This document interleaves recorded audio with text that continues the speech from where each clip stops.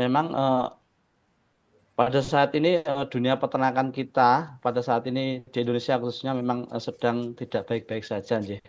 Mohon izin teman-teman, mungkin wabah PMK ini tidak hanya berada di Magetan ataupun di Jawa Timur, mungkin seluruh Indonesia juga terdampak.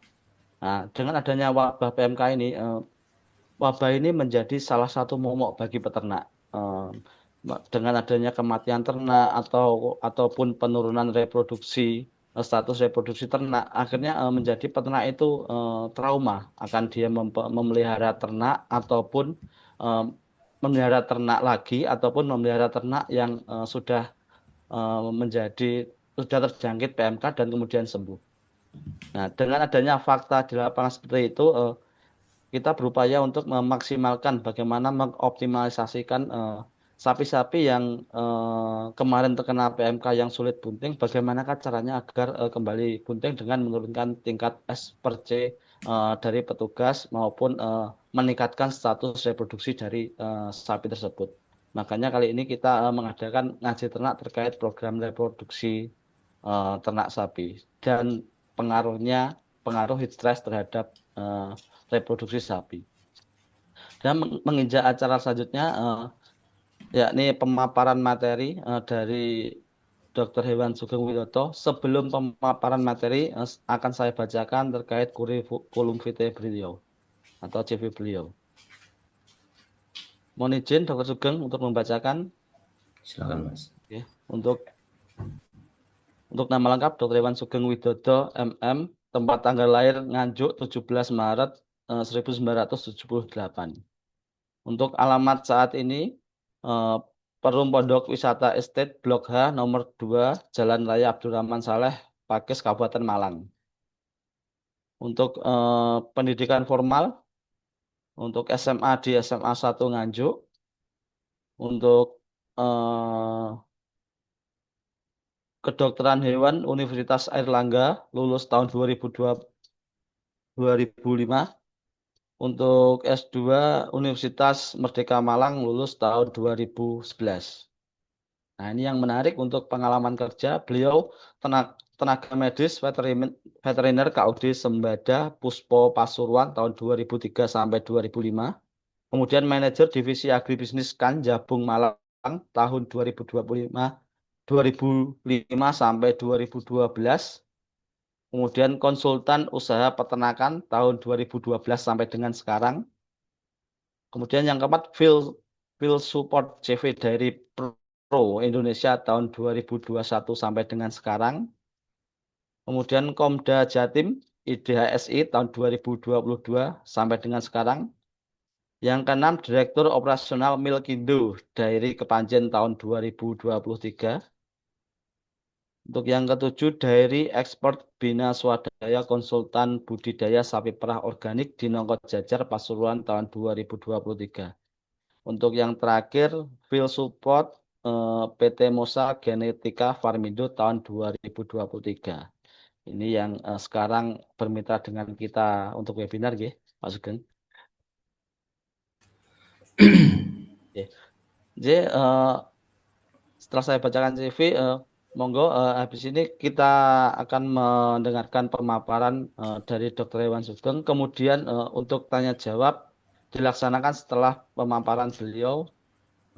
Kemudian untuk informasi selanjutnya, yakni ada nanti satu door prize untuk penanya terbaik terkait materi atau paparan Dr. Sugeng.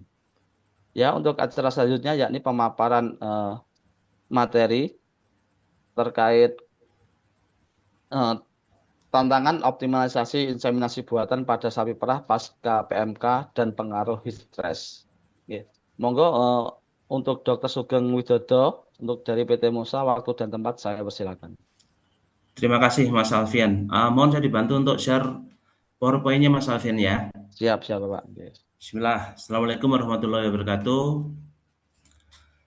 Yang terhormat Kepala Dinas Peternakan dan Perikanan Kabupaten Magetan, Dr. Hewan Nur Haryani, Bu Nur, teman-teman panitia, baik dari Magetan maupun dari Mosa, seluruh peserta, Pertama, mari kita panjatkan puji syukur kepada Tuhan Yang Maha Kuasa karena hanya berkat rahmat dan hidayah-Nya kita semua dapat mengikuti acara yang di sini. Shalawat serta salam selalu kita tujukan kepada junjungan kita Nabi besar Muhammad SAW yang telah memberikan jalan yang terang kepada kita. Alhamdulillahirrahmanirrahim. Terima kasih atas kesempatan yang diberikan kepada saya, kepada kami dari PT Mosa untuk join bareng sama teman-teman di Kabupaten Magetan untuk melaksanakan webinar kali ini. Selamat berpuasa bagi teman-teman semua yang menjalankan dan selamat pagi dan salam sejahtera bagi yang beragama lain. Untuk materi kali ini judulnya cukup berat juga karena kita tahu bahwa inseminasi buatan tanpa PMK pun sudah susah. Kemudian kita akan memberikan materi tentang sapi-sapi yang pernah mengalami PMK yang otomatis dia akan mengalami tambahan masalah di reproduksinya. Makanya kita punya materi yang pertama hari ini untuk webinar yang pertama, tantangan optimalisasi IB pada sapi perah pasca PMK plus pengaruh heat stress. Ini sesuatu yang luar biasa, sesuatu yang kita perlu diskusikan bareng, sesuatu yang istilahnya bisa menjadi titik poin critical point ketika kita punya usaha sapi perah. Lanjut. Nah, ini dampak PMK. Saya dulu pernah menjelaskan, mungkin ada pernah yang melihat materi PMK kami dari Mosa, bahwa dampaknya PMK itu luar biasa. Yang pertama, ketika sapi tidak mau makan, dia namanya aja penyakit mulut dan kuku yang diserang otomatis mulut dan kukunya sapi. Dari mulutnya sapi, sapinya tidak bisa makan. Dari sapi yang mulutnya tidak bisa makan karena ada lesi-lesi ini, efeknya apa? Akan terjadi ketosis, Bapak Ibu sekalian. Jadi ketosis. Jadi ketika sapi itu tidak bisa memamah biak, tidak bisa makan, dia akan kekurangan energi. Kekurangan energi ini kita sebut sebagai ketosis. Yang kedua, terjadinya peradangan kronis. Kita juga tahu bahwa salah satu efek dari PMK saat ini adalah terjadinya tiger heart.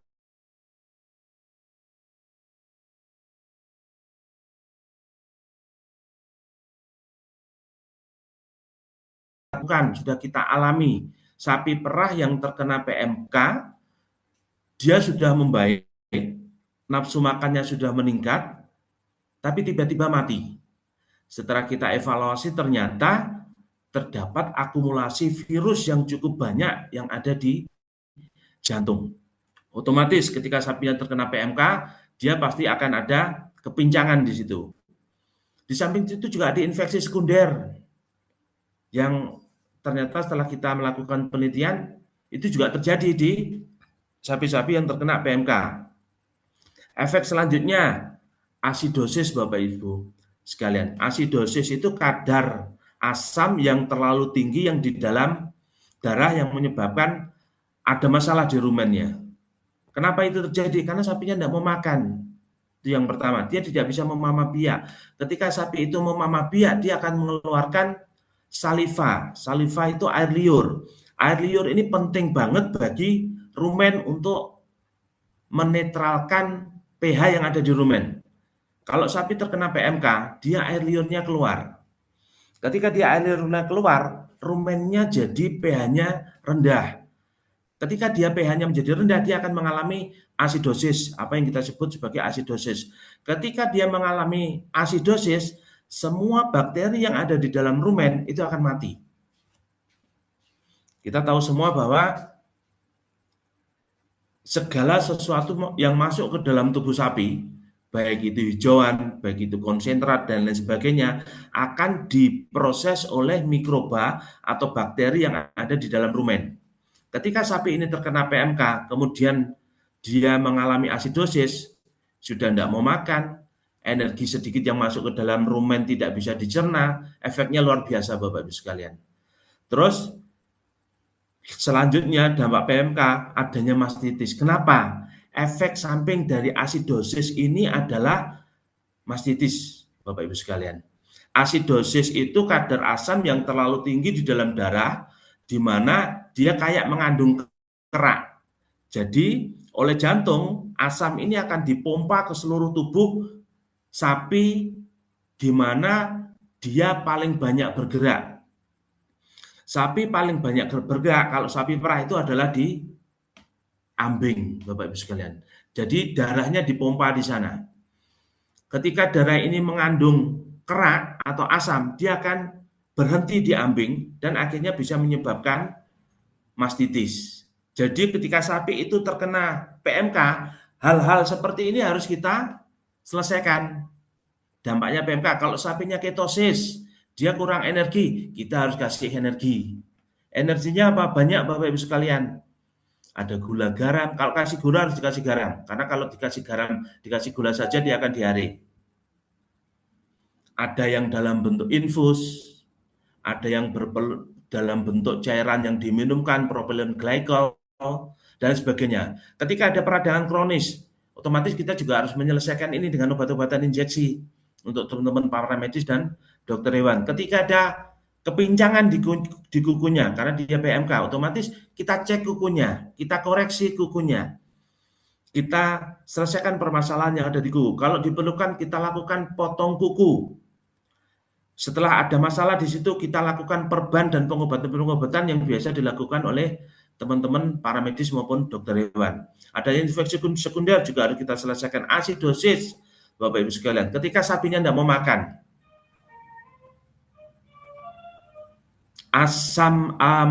air liurnya tidak bisa masuk ke dalam rumen. Otomatis kita harus menjaga agar kondisi rumennya itu menjadi baik. Kita harus memberikan suplemen-suplemen yang salah satunya adalah soda kue, di mana ketika soda kue ini kita teliti, itu ternyata juga bahannya hampir sama kayak air liur sapi. Jadi salah satu terapi untuk apa namanya PMK ini, kita juga harus memberikan air liur tambahan kepada sapi. Bukan maksudnya kita ngoleksi air liur kemudian kita masukkan, tapi kita cari bahan-bahan yang hampir sama kayak air liur, kemudian kita masukkan ke dalam sapi. Itu salah satu contohnya adalah soda kue.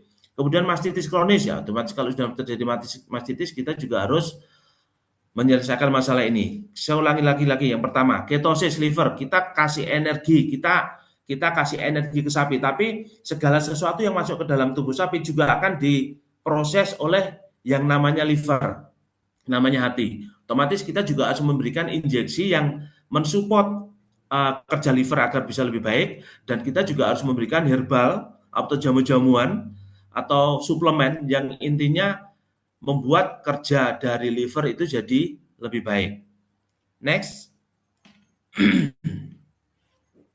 Nah, ini kerugiannya. Luar biasa.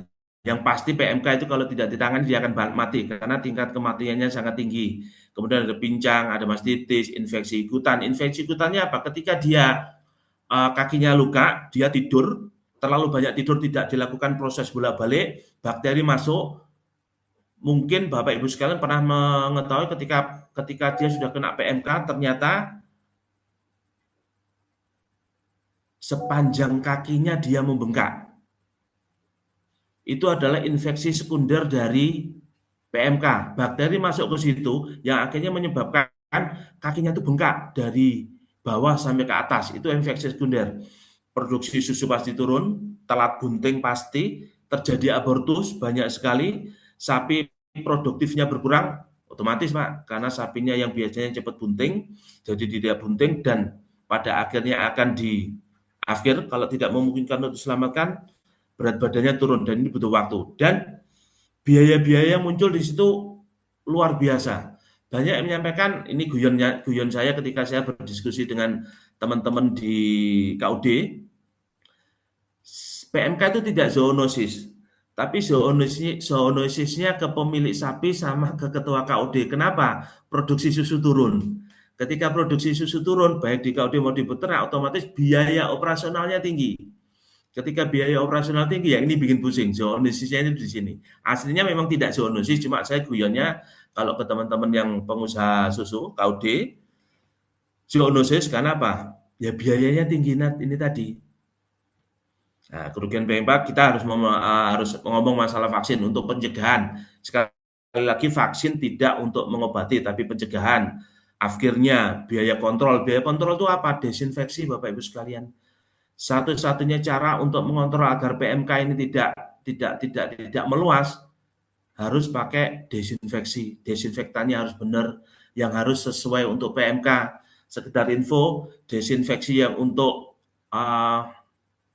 penyakit pada manusia kemarin, COVID kemarin tidak cocok untuk PMK. Yang paling murah, paling banyak didapatkan ya Citron itu tadi. Karena PMK itu virusnya akan mati pada pH yang rendah sekali atau pH yang tinggi sekali. Silakan dipilih. Nanti pakai desinfektan yang sesuai.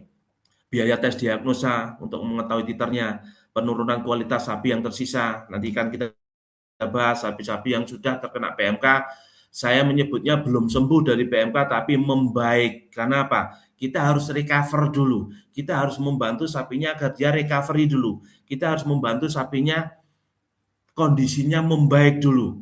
Baru kita ngomong reproduksi, baru kita ngomong produksi susu. Biaya antisipasi, biaya rehabilitasi, termasuk apa namanya vaksin. Ada jurnal terbaru. Jurnal ini untuk membahas masalah vaksin. Kemarin saya dapat pesanan dari salah satu rekan kami di Musa untuk menyampaikan ini bahwa penelitian terbaru itu untuk vaksinasi disarankan tidak untuk sapi yang sudah di IB di bawah 45 hari. Mohon maaf, artinya vaksin ini mempunyai dampak abortus, keguguran pada sapi yang kebuntunya di bawah 45 hari. Ini penelitian terbaru, kalau nggak salah jurnalnya tahun 2021 kemarin. Jadi nanti kalau teman-teman melakukan aplikasi vaksinasi, mohon dipertimbangkan. Kalau memang dari peternaknya juga nggak ada masalah, silakan. Daripada nanti sapinya tambah kena PMK, kalau masalah kebuntuan bisa kita lakukan selanjutnya. Jadi sedikit menyinggung masalah vaksin seperti itu. Next. Nah, ini kondisi reproduksi sapi perah pasca PMK. Seperti yang saya sampaikan tadi, PMK tuh efeknya menyeluruh. Ujung-ujungnya kemana? Reproduksi Bapak Ibu sekalian. PMK menyebabkan gangguan manajemen dan kesehatan yang berimbas pada status nutrisi dan hormonal. Temuan lapangnya seperti apa? Sapi yang terkena PMK, dia body condition score-nya atau BCS-nya turun. Pastilah ada lesi di mulut, dia tidak bisa makan. Ketika dia tidak bisa makan, otomatis dia akan membongkar cadangan energi yang ada di dalam tubuh sapi. Cadangannya apa? Ya lemak-lemak yang ada di dalam tubuh sapi, otot-otot yang ada di dalam tubuh sapi dibongkar semua. Lemaknya dibongkar untuk menutupi kekurangan energi ini. Makanya tadi saya sampaikan, ketika sapinya kena PMK, harus ada terapi energi. Tadi saya sampaikan, ada macam-macam, mungkin ada tambahannya, kita kasih terapi infus, menggunakan dextrose, atau RL untuk keseimbangan jarinya, ya otomatis ketika sapi ini BCS-nya rendah, cadangan energinya menipis. Karena apa? Lemaknya dibongkar itu tadi. Sama kayak kita melakukan, kita tidak makan, kita tidak puasa mungkin seperti ini. Kita memang puasanya terkontrol, tapi kalau ada orang yang puasanya mutih gitu, cuma makan itu kan juga bahaya juga, karena energinya pasti akan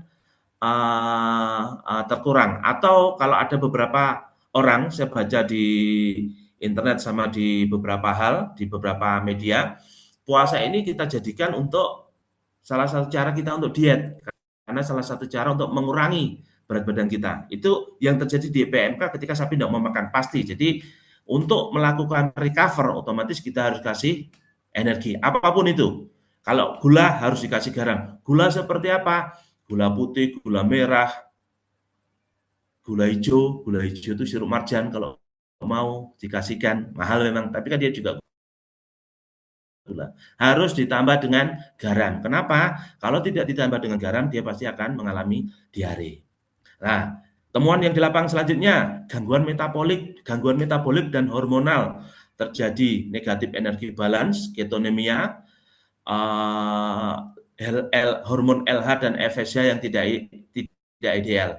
Negatif energi balance itu seperti ini Bapak. Biasanya terjadi normal di sapi perah yang setelah melahirkan. Tapi ini juga bisa terjadi di sapi yang mengalami PMK. Kenapa? Negatif energi balan itu kebutuhan sapi itu standar dan kemudian meningkat karena dia butuh energi tambahan untuk recover dari PMK, tapi dia makannya dia bisa meningkat atau nafsu makannya dia bisa meningkat. Nafsu makannya tidak bisa masuk karena apa? Mulutnya sakit. Akhirnya dia bongkar cadangan. Itu yang disebut sebagai negatif energi balance. Ketika dia mengalami negatif energi balance, kemudian terjadi ketonemia, terjadi ketosis, kekurangan energi. Kemudian ketika fokus energi yang ada di dalam tubuh sapi itu digunakan untuk melawan virusnya, maka ketidakseimbangan hormon terjadi. Luteinizing hormon itu hormon untuk ovulasi, Bapak Ibu sekalian. Jadi ketika sapinya birahi, dia ada folikel, kemudian ada folikel di graft, dia butuh luteinizing hormon untuk ovulasi. Ternyata dia tidak bisa di situ, tidak ada di situ. Akhirnya sapinya tidak bisa meskipun dia birahi, dia ada folikel tapi tidak ada ovulasi. Ketika di IB, dia nggak akan bakalan jadi. Termasuk ketika hormon FSH, follicle stimulating hormone. Karena hormon ini berkurang, karena semua energi difokuskan untuk recovery. Ketika dia kena PMK, tidak terbentuk folikel yang sempurna. Primer, sekunder, tersier, tapi nggak ada yang folikel di graft. Nah, terapi-terapi seperti ini harus kita lakukan, terutama terapi nutrisi. Kalau kita kasih injeksi, ya memang kita bisa mencegah itu untuk infeksi sekunder, tapi kita juga harus mensupport. Kita sebagai peternak, kita juga sebagai petugas di lapangan juga harus memberikan advice kepada teman-teman peternak. Jangan mengandalkan injeksi saja kalau sapi terkena PMK. Kita juga harus membantu support energinya seperti yang saya sampaikan tadi. Kita juga harus membantu agar kondisi rumennya itu aman, tidak terjadi asidosis tambahan saja. Ketika kita sudah mengkondisikan rumen dengan memberikan soda kue, kita juga bisa menambah bakteri di situ. Bakteri di lapang apa? Ada yang namanya Yakult, ada yang namanya yogurt, ada yang namanya produk-produk yang isinya Bufacillus, yang isinya itu berasal dari rumennya sapi, ataupun kita juga bisa menambahkan yeast atau kamir atau kapang yang biasa digunakan untuk bikin apa itu tape yang warnanya putih bundar segini itu dibagi jadi 4, kasihkan 1/4 per hari. Itu juga bisa membantu proses pencernaan. Kondisi lapangan, temuan di lapangan yang ketiga yang bisa kita cek adalah peningkatan anestrus dan silent heat. Anestrus itu tidak bisa birahi. Yang kedua terjadi silent heat, sehingga sulit dideteksi birahinya. Ini menyebabkan consumption rate-nya menurun. Ketika dia consumption rate-nya menurun, otomatis efisiensi reproduksinya akan turun. Kenapa sapinya mengalami anestrus? Karena nggak ada energi, Bapak Ibu sekalian. Energinya fokus untuk mengobati sakitnya dia yang terkena PMK ini. Kenapa terjadi silent heat? Sama energi yang diperoleh oleh sapi ketika dia sudah recover, ketika dia sudah membaik dari PMK digunakan untuk memulihkan dirinya sendiri. Jadi ada hal yang dikalahkan. Biasanya yang dikalahkan adalah reproduksinya ini. Sapinya jadi tidak birahi, sapinya mengalami silent heat, yang ujung-ujungnya kegagalan inseminasi buatan. Lanjut. Nah, ini harus kita lakukan ketika kita mau menangani sapi-sapi yang terkena PMK. Saya jelaskan satu persatu secara singkat, karena materi ini sebenarnya materi sendiri, tapi kita ujung-ujungnya juga melakukan ini. Rehabilitasi fisiologis massal untuk sapi-sapi yang terkena PMK. Yang pertama, handling stres, Bapak Ibu sekalian. Kasih vitamin-vitamin anti stresnya pada sapi. Kasih suplemen anti stresnya pada sapi. Apa sih suplemennya anti stres pada sapi? Soda kue, Bapak Ibu sekalian. Karena apa? Fungsinya air liur itu untuk membantu menetralkan asam lambung. Ketika asam lambung pada sapi itu rendah, bakteri yang ada di sana itu mati.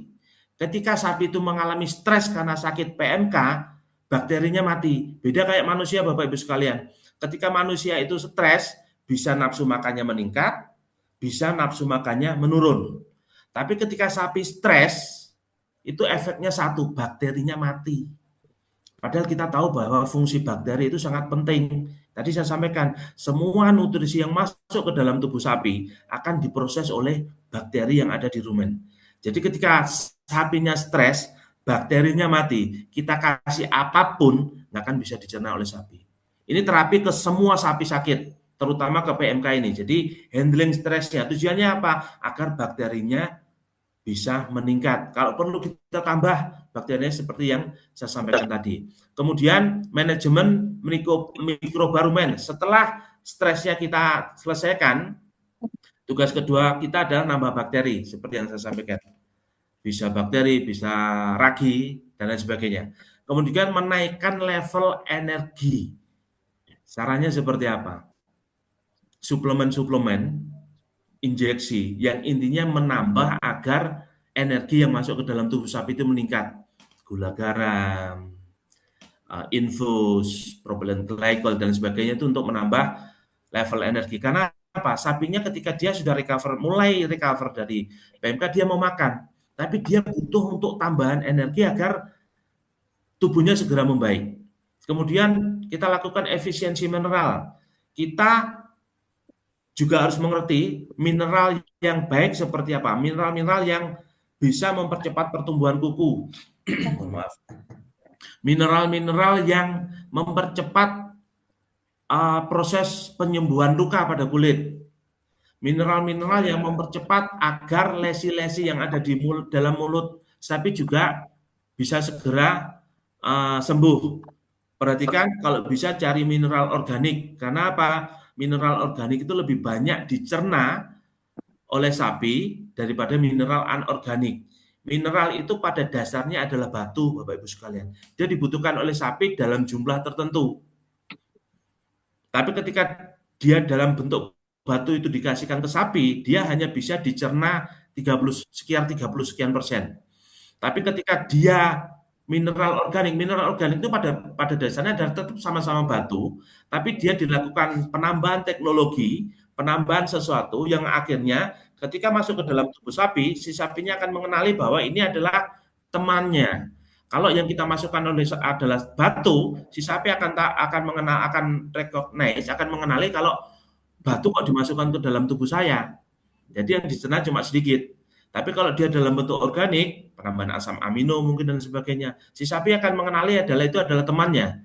Jadi meskipun dia batu, karena ada asam aminonya dan lain sebagainya, ada teknologi yang masuk ke dalam di situ, akhirnya mineral ini bisa diserap maksimal oleh sapi sampai 90%. Tapi perhatikan lagi mineral-mineral yang khusus spesifik untuk recover sapi yang terkena PMK.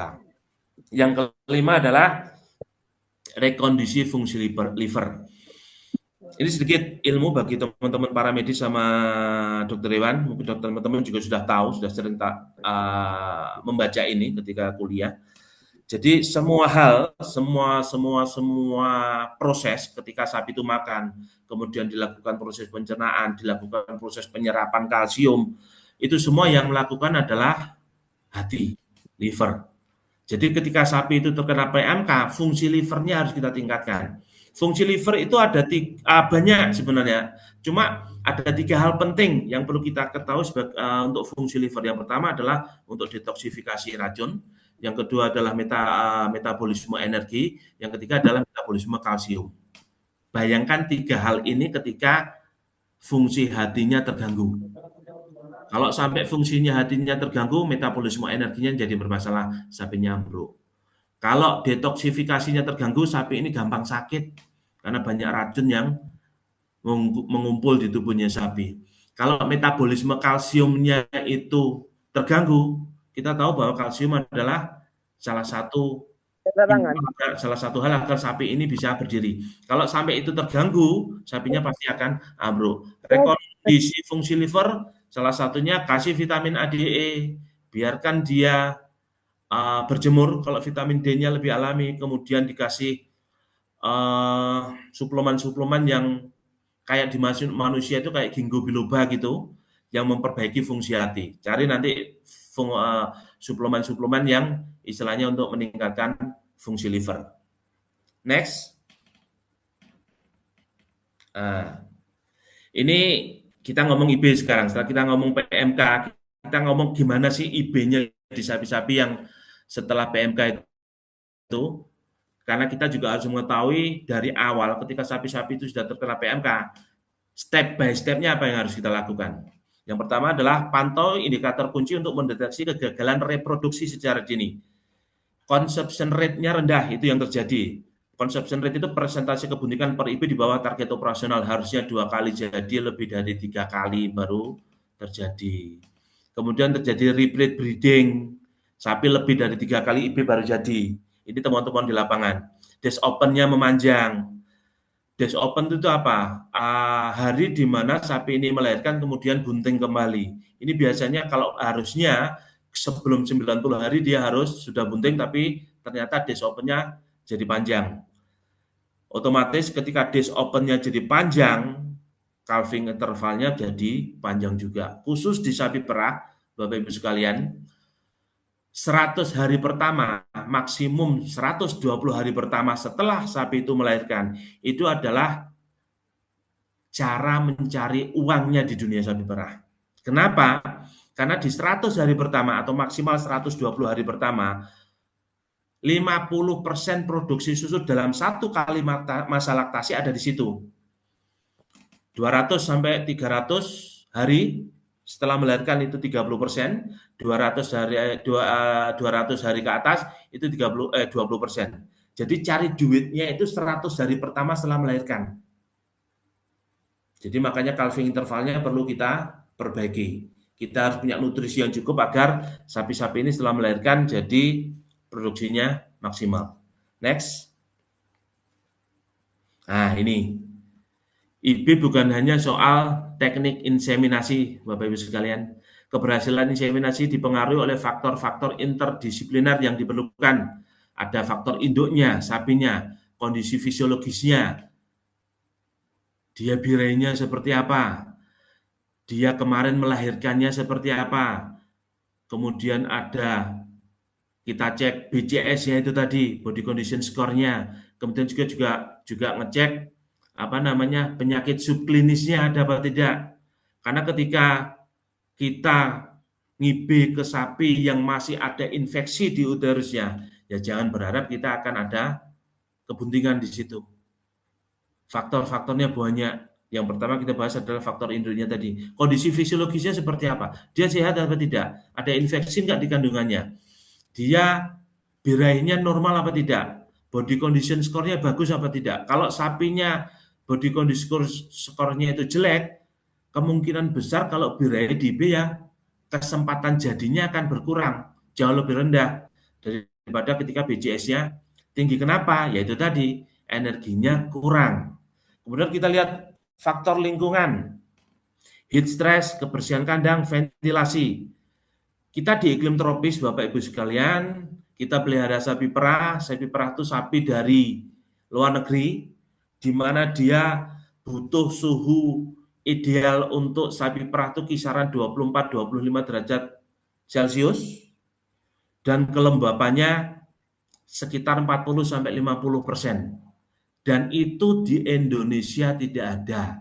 Kenapa? Indonesia negara tropis. Indonesia negara tropis. Ketika Indonesia itu adalah negara tropis, heat stress itu pasti terjadi. Gimana kita bisa mengurangi heat stress? Salah satunya dengan kebersihan kandang, ventilasi. Saya pernah ketemu ke salah satu peternak, berbagai macam peternak di Jawa Timur terutama, karena wilayah saya di Jawa Timur. Salah satu cara untuk mengurangi heat stress dengan menggunakan kipas. Tapi jadi masalah dari kandang yang seluas itu, populasinya waktu itu sekitar 20 sekian ekor, kipasnya yang satu dari pojok kanan, yang satu dari pojok kiri. Udaranya bertemu di tengah. Ini yang salah. Karena apa? Fungsi kipas itu untuk flow udara, untuk aliran udara. Jadi kita lihat dulu kandang kita.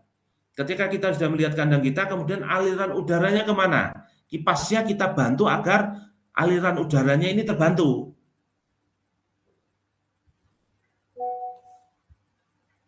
Jangan sampai kipasnya itu satu menghadap ke kanan, satu menghadap ke kiri, akhirnya bertemu di tengah.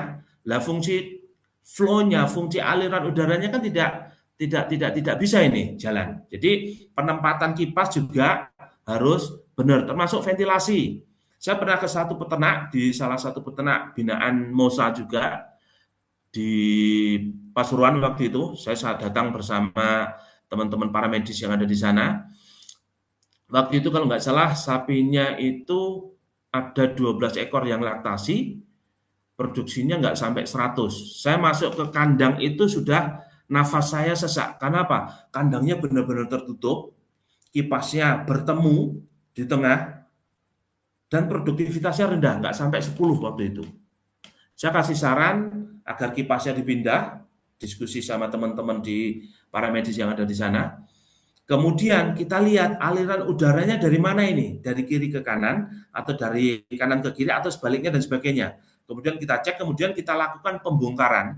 Tetap tertutup karena waktu itu alasan dari pemiliknya, kalau nanti kandangnya terlalu terbuka, dikhawatirkan tingkat pencurian tinggi, ada orang yang iseng memasukkan apa ke kandang seperti itu. Akhirnya kita kasih solusi, kita bongkar outputnya, tapi kita kasih kawat berduri, bukan kawat berduri, kasa di sana yang lubangnya cukup agar aliran udaranya meningkat.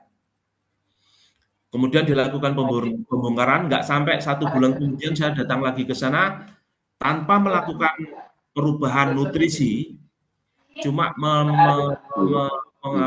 membongkar kandang, jadi manajemen perkandangannya dibetulin dan aliran udara dibetulin.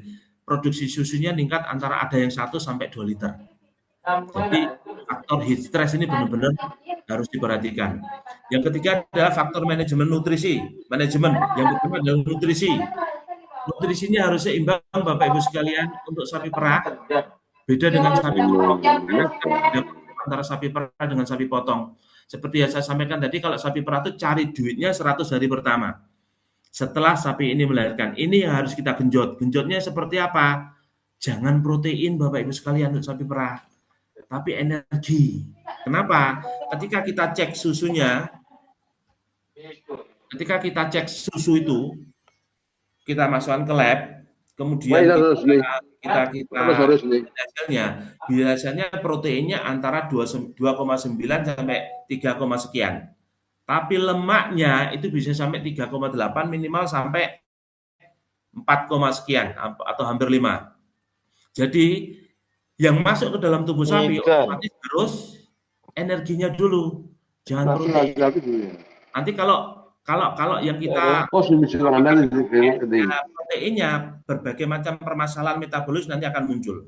Jadi kalau pengamatan birai kita sampaikan kepada skala kecil untuk melakukan pengamatan birai, karena birai itu pada umumnya terjadi pagi atau sore hari. Ini penting untuk proses IB-nya nanti. Kemudian yang paling penting lagi, dan ini masih jarang dilakukan sama teman-teman di lapangan, adalah recording atau pencatatan. Biasanya teman-teman peternak di lapangan nyatetnya itu cuma di tembok atau di tiang seperti itu, di IB kapan, melahirkan kapan. Ya kalau melahirkannya dicatat. Itu penting sekali. Karena apa? Kita akan bisa memaksimalkan calving interval. Kita akan bisa tahu sapi ini melahirkan hari ini, kapan waktunya dilakukan pengecekan, kapan dilakukan program kebuntingan, dengan melihat faktor-faktor ini tadi. Kalau catatan itu tidak ada, ya kita akan melakukan proses itu semua secara mohon maaf, agak ngawur. Akhirnya mohon maaf, target-target yang kita tentukan tidak akan bisa tercapai. Selanjutnya, ketepatan waktu inseminasi. Ada hubungannya antara ovulasi detection sama timingnya. Jadi kita nggak tahu ya kapan ovulasi itu bisa terjadi. Karena apa? Yang melakukan kan sapi. Dia ada di dalam tubuh sapinya. Setelah sapinya itu recovery-nya bagus, yang perlu diperhatikan adalah birainya sapi ini. Sempurna apa tidak? Kita lakukan tes, kita lakukan cek, dan lain sebagainya, untuk ketika kita melakukan inseminasi, tingkat keberhasilan jadi lebih tinggi. Ovulasinya kapan? Karena ovum itu setelah dilakukan penelitian ternyata ketika dia diovulasikan dia hanya bisa hidup selama sekitar 8 jam. Tapi ketika semen itu kita inseminasikan itu bisa hidup sampai 24 jam. Itu juga menjadi faktor kapan kita melakukan inseminasi. Next. Nah, ini saya lanjut terus karena saya mau ngajak ngopi juga, puasa juga. Jadi lanjut aja, kita nanti langsung diskusi faktor fisiologis yang mempengaruhi keberhasilan IB. Tadi sudah saya jelaskan panjang lebar di depan. Negatif energi balance. Intinya apa yang masuk ke dalam tubuh sapi lebih sedikit daripada apa yang dibutuhkan oleh sapi. Dengan adanya negatif energi balance ini, otomatis dia akan menurunkan frekuensi ovulasi, menurunkan kualitas oosit dan perilaku birainya sapi.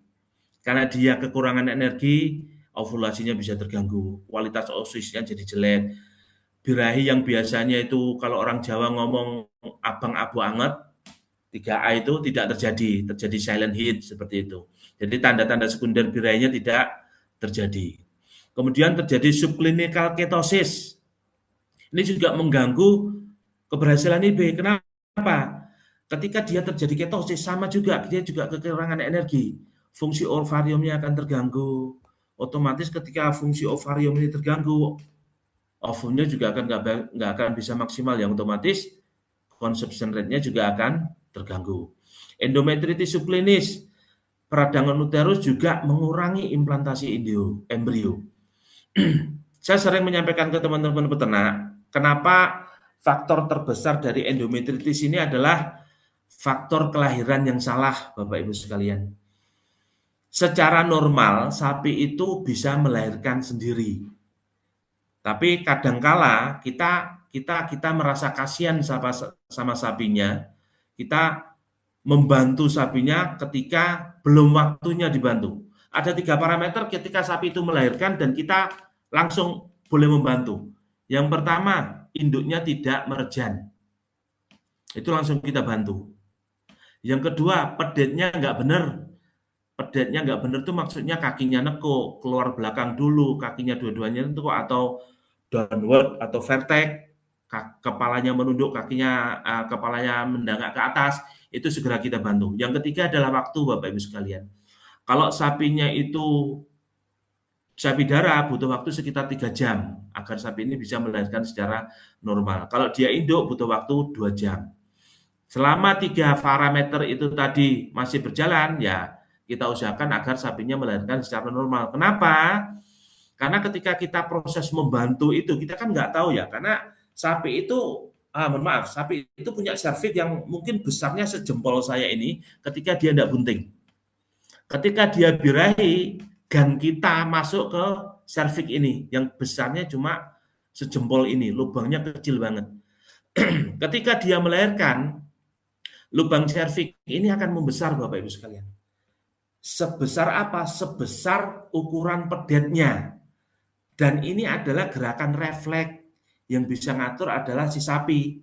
Ketika gerakan refleks si sapi ini baru memunculkan kaki sedikit dan kepala sedikit, kemudian kita tarik, serviksnya akan dipaksa untuk membuka.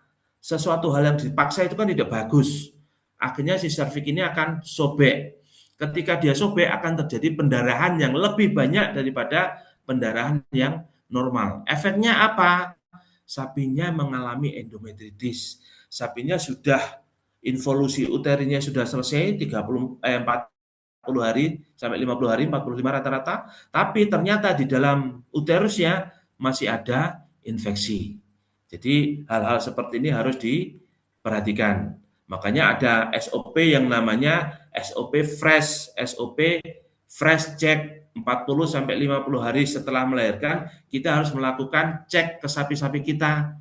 Bisa menggunakan alat yang namanya metri check, bisa menggunakan alat yang namanya USG. Dua-duanya bisa digunakan untuk mengetahui si uterus ini sudah recover atau belum. Ada infeksinya apa tidak? Karena persiapan kebuntingannya IB terbaik itu pada hari ke-68 sampai ke-85 setelah dia melahirkan. Nah, rentang periode ini kita siapin si sapi. Kalau memang masih ada infeksi ya segera kita obati. Tapi kalau tidak ada infeksi di situ pada 45 hari setelah kita melahirkan, si sapi melahirkan, tidak ada infeksi ya tinggal kita tunggu sapinya birahi. Tapi sekali lagi tingkat keberhasilan juga harus kita cek, alat-alat juga harus kita gunakan agar tingkat keberhasilannya meningkat. Yang selanjutnya adalah gangguan siklus ovarium, terjadinya anovulasi. Kenapa? Karena kekurangan energi, tidak terjadi ovulasi, LH-nya berkurang. Luteal kista luteal, terjadinya silent hits yang tidak terdeteksi, birahi yang tidak terjadi, kista luteal. Kalau sudah seperti ini kita ngomongnya nutrisi sama hormonal. Kita bisa melakukannya secara nutrisi, tapi agak lambat. Untuk mempercepatnya, kita bisa menggunakan terapi nutrisi dulu. Setelah nutrisinya masuk, BCS-nya bagus, kita bisa hormonal. Atau kalau mau tidak menggunakan hormonal ya, yang penting terapi nutrisinya itu tadi. Karena apa? Sapinya kekurangan energi. Sekali lagi kekurangan energi, bukan kekurangan protein. Proteinnya memang kurang, tapi tidak se ekstrim dari kekurangan energinya. Lanjut. Nah, repeat breeding ini juga masalah yang sering terjadi. Repeat breeding itu birahinya rutin, tiap 21 hari dia birahi. Repeat breeding atau IB di lebih dari 3 kali tanpa kepentingan menandakan masalah multifaktor yang sangat merugikan. Yang efeknya adalah selfish perconception-nya meningkat. Ujung-ujungnya apa? Biayanya naik. Petugasnya biayanya naik karena peternak memanggil petugas, otomatis ada biaya semen, dan itu juga efeknya ke petugas. Karena apa? Performanya akan kelihatan di B4, 5, 6, 7 kali juga kok nggak jadi-jadi. Ini permasalahan yang sering terjadi. Days open-nya bertambah, seperti yang saya sampaikan tadi. Days open-nya meningkat, otomatis calving intervalnya panjang. Ketika dia calving intervalnya panjang, milk yield-nya akan berkurang. Semakin berkurang.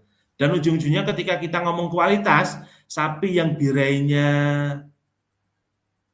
tidak jadi di IB ketika dia birai dan calving intervalnya panjang, biasanya ketika diperat dalam jangka waktu yang panjang akan terjadi masalah sama kualitas susu, terutama somatic cell count-nya.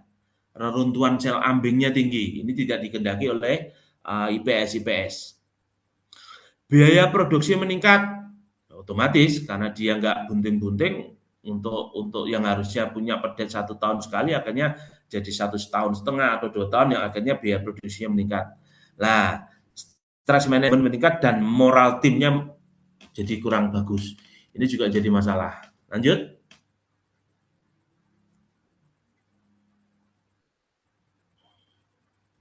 Ini penyebabnya repeat breeding. Yang pertama adalah deteksi birahi tidak akurat. Pengalaman yang buruk atau kurangnya alat pendeteksi panas menyebabkan IB yang tidak tepat waktu. Ini biasanya seperti yang saya sampaikan tadi, birahi pada sapi itu biasanya terjadi pada pagi sama sore hari. Yang menjadi permasalahan ketika pagi hari peternaknya kurang mengamati, beliaunya langsung pergi cari rumput, mungkin akhirnya tidak terdeteksi. Akhirnya birahinya lambat. Itu juga bisa terjadi. Gangguan metabolik, negatif energi balance, dan ketosis seperti yang saya jelaskan tadi. Kemudian timing IB yang kurang tepat. Ini juga menjadi kendala ketika petugas juga mempunyai wilayah yang terlalu luas. Kemudian laporan IB-nya yang terlambat itu juga jadi masalah yang menyebabkan repeat breeding. Heat stress, seperti yang saya sampaikan tadi, suhu lingkungan yang tinggi mengurangi tanda-tanda estrus dan menurunkan angka pembuahan. Heat stress, kita sekali lagi ngomong heat stress Bapak Ibu sekalian. Ada tips ketika teman-teman petugas melakukan inseminasi untuk mengurangi heat stress ini. Yang pertama, lakukan IB di pagi hari atau sore hari, atau kalau mau ekstrim malam hari. Tapi kita lihat awal IB-nya ya. Karena itu tadi, kita nggak tahu ovulasinya kapan. Saran saya kalau memang kelihatan birainya pagi, tembak pagi itu sekalian. Tapi kita juga harus tahu, sekali lagi kita juga harus ngecek, jangan asal ada sapi birahi kemudian kita IB. Banyak faktor yang harus kita cek. Kemudian ketika sapi itu mengalami heat stress, tambahkan anti stres pada sapi seperti yang saya sampaikan tadi. Ada soda kue, ada vitamin A, D, E, dan macam-macam. Itu bisa untuk mengurangi stres. Kemudian terjadi gangguan uterus subklinis. Endometritis yang tidak terdeteksi atau kontaminasi rahim dapat mengganggu implantasi. Ini heat stress, efek heat stress juga bisa terjadi, bisa menyebabkan terjadinya early embryonic death, kematian embriono dini, implantasinya tidak terjadi. Salah satu cirinya ketika sapi ini birahinya di atas rata-rata, bisa 30 hari, 35, 40 hari. Sebenarnya inseminasinya jadi, tapi dia tidak bisa melakukan implantasi. Efeknya apa? Efek dari heat stress sama adanya permasalahan di uterus itu tadi. Next. Nah, ini kita ngomong body condition score ya, karena di sapi perah ini penting banget, karena kalau sekali lagi ada masalah energi yang kurang yang masuk ke dalam tubuh si sapi, otomatis sapi akan menggunakan cadangan energinya untuk segala macam hal. Itu yang harus kita ketahui bersama. BCS adalah indikator praktis yang memprediksi kemampuan reproduksi. Ketika dia BCS-nya rendah, apa yang terjadi? Pasti akan menurunkan conception rate. Kalau sudah seperti ini, apa yang harus dilakukan? Kita perbaikan nutrisi. Sebelum kita melakukan program breeding, kita harus berikan program nutrisi dulu ke sapi-sapi yang BCS-nya rendah. Terutama untuk petugas-petugas lapangan, tugas IB. Jangan sampai ada sapi birahi BCS-nya rendah di IB. Kemungkinan jadinya sangat kecil. Sapi kalau tanduknya sapi itu kan ada 2 ya. Kita datang ke lapangan kemudian ketemu sapi yang tanduknya ada 6. 1 di kepala, 2 di kepala, di gumba, sama di belakang. Tanduknya jadi 6. Kalau sudah ketemu sapi yang seperti ini jangan di IB dulu. Terapi nutrisi masuk dulu. Kita kasih penjelasan ke teman-teman peternak. Kalaupun kita paksakan untuk dilakukan inseminasi, nggak bakalan jadi. Tuh, kalau BCS rendah. Kalau BCS tinggi seperti apa? Nah ini, sapi yang BCS-nya tinggi juga nggak bagus juga. Karena akan terjadi penyakit-penyakit metabolic disorders, seperti ketosis, fatty liver, dan sebagainya. Kalau sudah kejadian seperti ini, gimana seimbangkan dietnya? Biasanya ini terjadi ke sapi-sapi yang terlalu banyak mengkonsumsi konsentrat.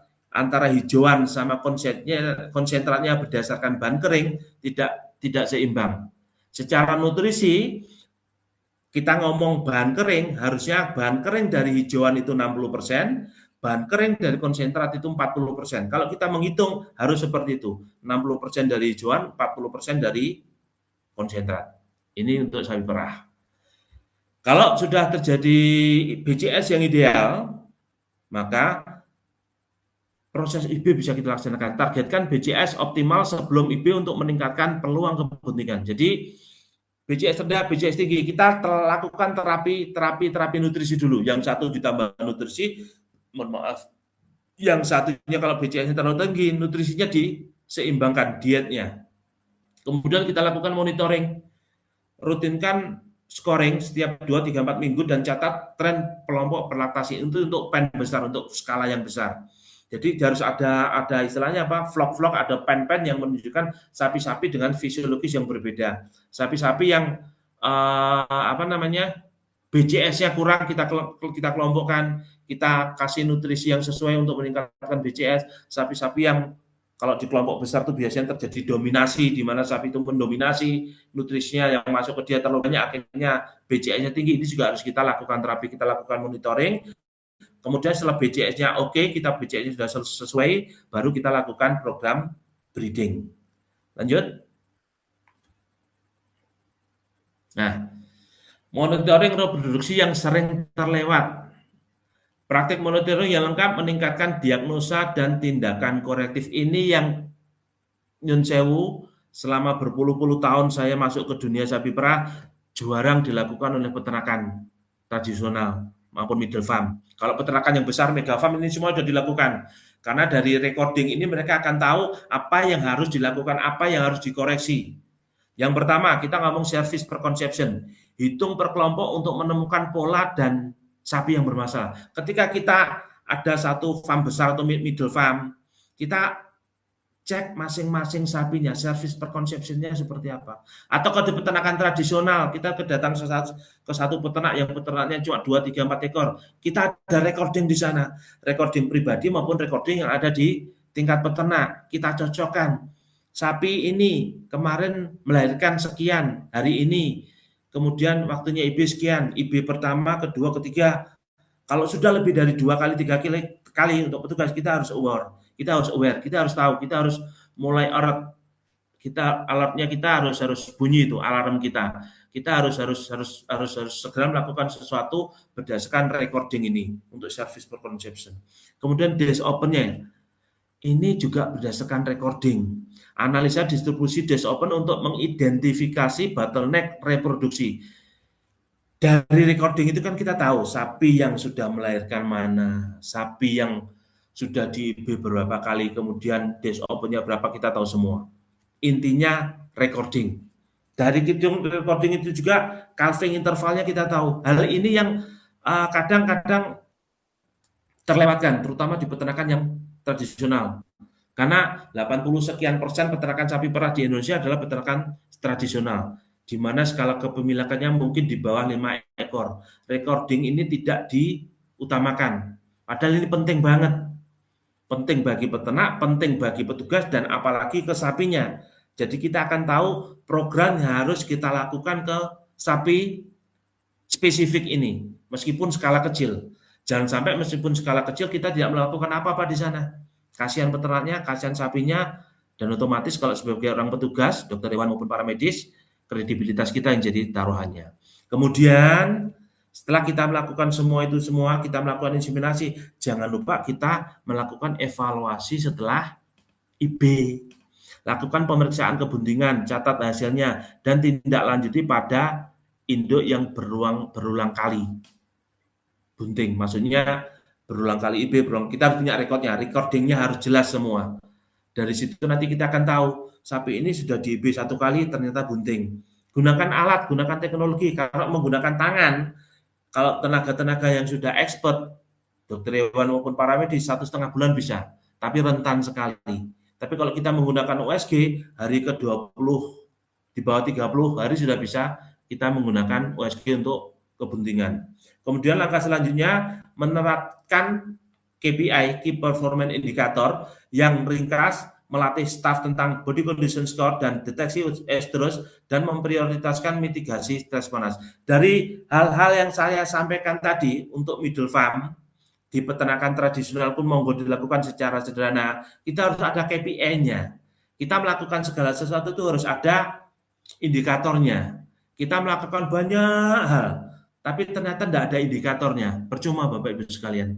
Jadi kita punya target 9, ternyata tercapai 7, ternyata tercapai 8, tercapai 5. Ini kan ada KPI-nya, ada Key Performance Indicator-nya. Ada istilahnya penilaiannya. Tapi kalau kita melakukan banyak hal, tapi kita tidak ada KPI-nya, ya percuma. Ketika kita melakukan terapi reproduksi tapi tidak tercatat, kita melakukan inseminasi tapi tidak tercatat, kita akan bingung. Sapi ini sudah berapa kali dilakukan terapi, sapi ini sudah berapa kali dilakukan inseminasi, kita nggak punya datanya itu. Jadi ketika kita mau menerapi sapi ini, kita juga pakai ilmu awang-awang, agak gerambiang gitu berdasarkan anamnesa dari peternak. Nah, peternaknya ingat apa tidak? Jadi masalah juga. Makanya recording itu jadi sangat penting. Next. Nah, ini kita bahas heat stress seperti yang saya sampaikan di awal tadi. Peternakan di iklim tropis seperti Indonesia menghadapi tantangan unik akibat tekanan panas yang tinggi sepanjang tahun. Kondisi ini bukan hanya tidak nyaman bagi ternak, tapi juga berdampak signifikan pada kesehatan dan reproduksinya. Bapak Ibu sekalian mungkin pernah tahu alat yang harganya sekitar nggak sampai 100.000 kalau nggak salah, 100-200 lah mungkin. THI, Temperature Humidity Index. Kombinasi suhu dan kelembapan udara yang tinggi menyebabkan temperatur humidity index yang ekstrim, menempatkan ternak dalam kondisi stres panas kronis. Kenapa kronis? Karena berselang lama. Sekali lagi, sapi perah butuh suhu di antara 24 sampai 25 derajat dan kelembapannya 40 sampai 50. Dan itu tidak bisa terjadi di Indonesia. Biasanya kalaupun suhu tinggi, kelembapannya yang akan rendah. Kalau suhu rendah, kelembapannya yang tinggi. Makanya kita butuh manajemen kandang yang benar di sini. Kemudian yang selanjutnya adalah kelembapan udara yang ekstrim. Sama kayak THI tadi. Tingkat kelembapan yang tinggi menghambat kemampuan ternak untuk mendinginkan diri melalui penguapan, memperparah efek panas. Sudah heat stress, sapinya tidak bisa mengeluarkan panas, tambah panaslah si sapi. Yang selanjutnya, ventilasi kandang tidak optimal. Desain kandang yang kurang memadai atau sistem ventilasi yang tidak efektif seringkali memperburuk akumulasi panas di lingkungan ternak. Seperti saya sampaikan tadi, cerita saya ketika datang ke rumahnya peternak yang sapinya sekitar 12 ekor yang diperah, tapi kandangnya benar-benar tertutup, ada kipas anginnya, dan meskipun ada kipas anginnya, kondisinya panas karena apa? Yang dialirkan cuma udara yang ada di dalam kandang itu aja. Padahal fungsinya kipas ini untuk mengalirkan udara panas di dalam kandang dan memasukkan udara yang lebih dingin ke dalam kandang. Kepadatan kandang berlebih, ini juga menjadi permasalahan, overcrowded. Jumlah ternak yang terlalu padat dalam satu area kandang meningkatkan suhu tubuh kolektif dan membatasi sirkulasi udara secara alami. Ya, ini masalah ini. Makanya kita juga harus tahu ukuran sapi ini, satuan ternaknya berapa, cocoknya untuk kandang yang ukurannya berapa. Next. Dampak heat stress terhadap estrus. Heat stress memiliki efek merugikan yang signifikan pada siklus reproduksi ternak betina, khususnya pada manifestasi dan deteksi estrus. Durasi estrus menjadi lebih pendek, mengurangi jendela waktu optimal untuk inseminasi. Ini tadi, ketika dia mengalami heat stress, kekurangan energi, dan lain sebagainya, ujung-ujungnya apa? Durasi estrusnya pendek. Ketika durasi estrusnya pendek, otomatis waktu inseminasinya juga akan memendek. Intensitas birai menurun, menyebabkan tanda-tanda estrus kurang jelas dan sulit diamati. Yang ketiga, peningkatan kasus silent heat atau estrus tanpa gejala eksternal yang jelas. Jadi tanda-tanda birainya nggak kelihatan. Nggak ada abang-abang hangat, nggak ada teriak-teriak, nggak ada menaiki temennya, meskipun dia birai. Itu salah satu efek dari heat stress. Keseluruhan proses deteksi birai menjadi lebih sulit dan tidak konsisten, berdampak pada keberhasilan pada program inseminasi buatan. Hal-hal di atas pasti ujung-ujungnya inseminasi buatannya akan, IB-nya akan tidak bagus atau gagal. Lanjut. Nah, heat stress dan produksi susu ini terjadi di mana-mana ini, karena sekali lagi Indonesia adalah negara tropis. Selain dampak reproduksi, heat stress juga memukul keras produksi susu.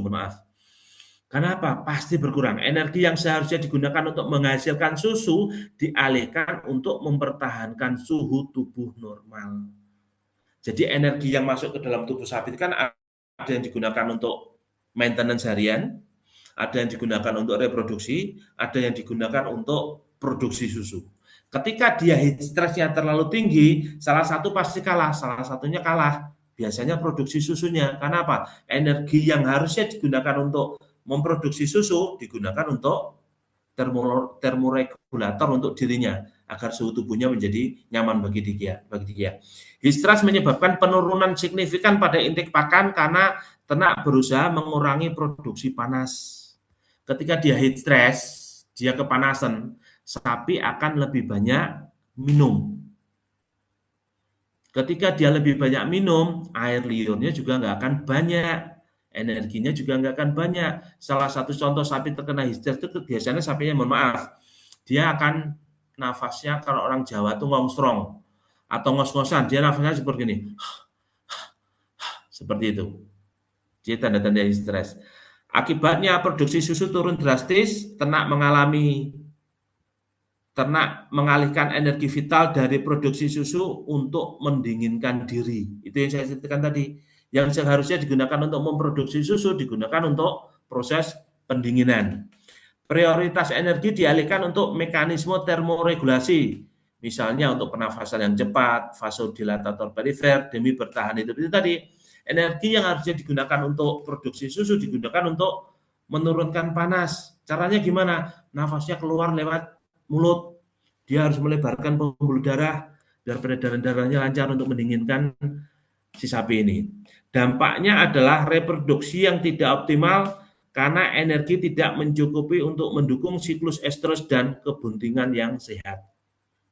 Ujungnya itu, sapinya kurang energi, sapinya heat stress, susunya menurun otomatis, reproduksinya juga bermasalah. Ini permasalahan yang kompleks banget yang ada di Indonesia. Karena sekali lagi Indonesia adalah negara yang tropis. Next, ini. Nah, kombinasi dampak PMK dan heat stress. Sapinya sudah kena PMK seperti yang saya ceritakan tadi, kemudian ada heat stress lagi. Pemulihan ternak pasca penyakit PMK sudah menjadi tantangan. Ditambah dengan heat stress, kondisi ini menciptakan badai yang sempurna yang makin memperparah performa reproduksi.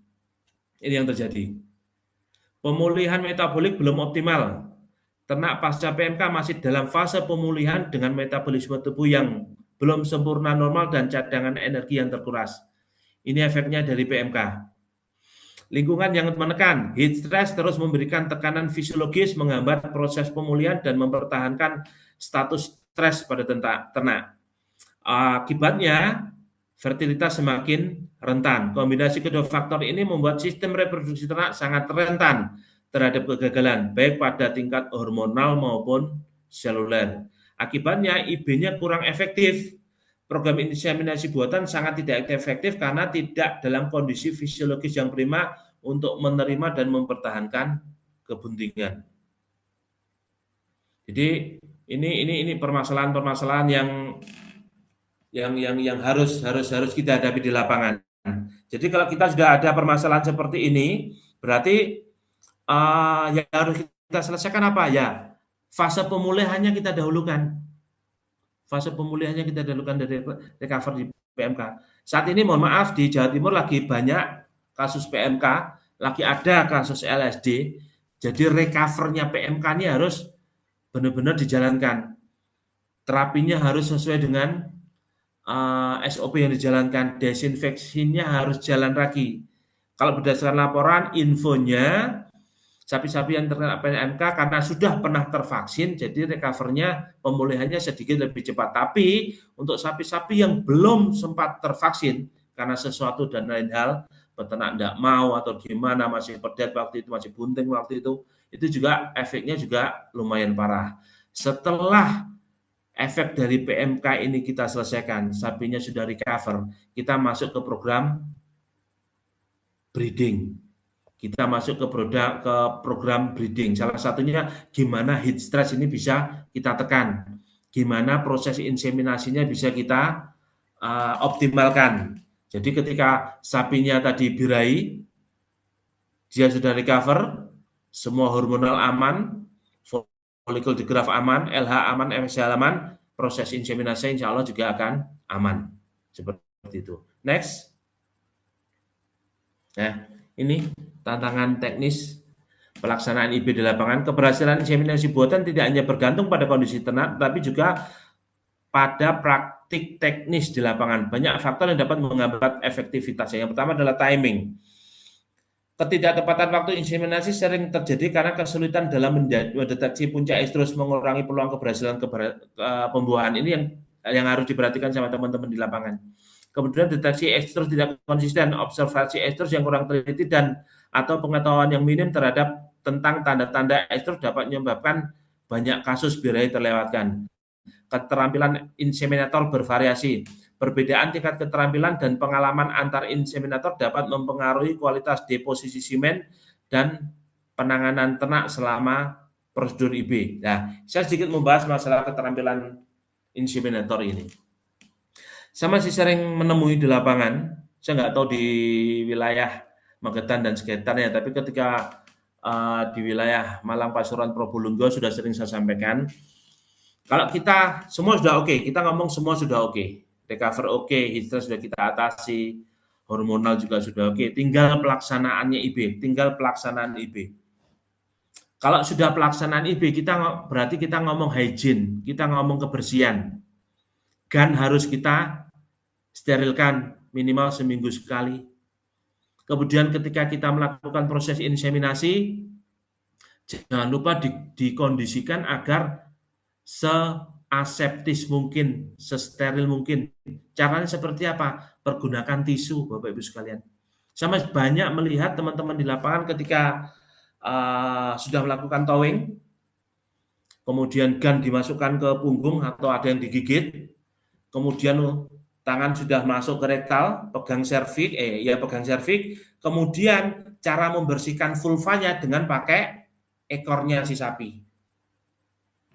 Ini masalah Bapak Ibu sekalian. Banyak bakteri di situ. Ketika kita masukkan GAN lewat vulva yang banyak bakterinya dan memungkinkan bakteri itu juga masuk ke dalam serviks, kemudian masuk ke dalam uterus, pasti akan mengurangi tingkat keberhasilan dari IB. Jadi yang saya sarankan, ini sudah sering saya sampaikan ke teman-teman yang ada di lapangan untuk proses inseminasi ini, pergunakan tisu. Mohon maaf, saya kebetulan ada tisu itu. Cara megangnya seperti ini Bapak Ibu sekalian. Cara megangnya seperti ini. Kemudian ini apabila ini vulvanya, ini lubangnya, cara ngelapnya cukup sekali gini.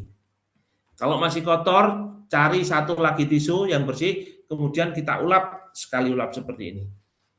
Kemudian baru kita melaksanakan inseminasi buatan. Kemudian faktor yang selanjutnya adalah recording yang belum optimal. Perbedaan tingkat keterampilan dan pengalaman para inseminator dapat mempengaruhi kualitas deposisi semen dan penanganan ternak selama prosedur. Sekali lagi, proses IB-nya harus sesuai. Kalau semua sudah normal, gunakan tisu. Proses towing juga harus benar, menggunakan air yang jangan sampai di bawah paparan sinar matahari. Kenapa?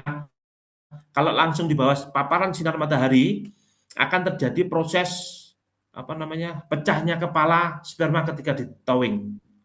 Akan terjadi permasalahan di sperma yang kita towing itu nanti. Jadi kalau bisa dilakukan di tempat yang teduh. Next.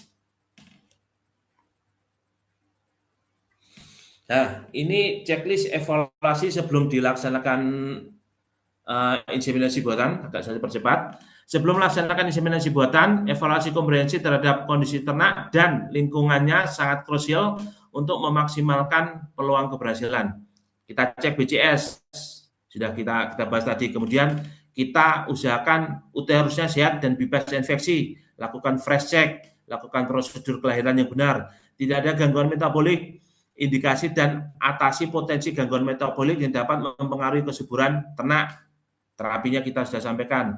Lingkungan yang mendukung, pastikan lingkungan kandang nyaman, minim stres panas dengan ventilasi yang baik dan ketersediaan air yang cukup. Tambahan, ini kita ngomong masalah air.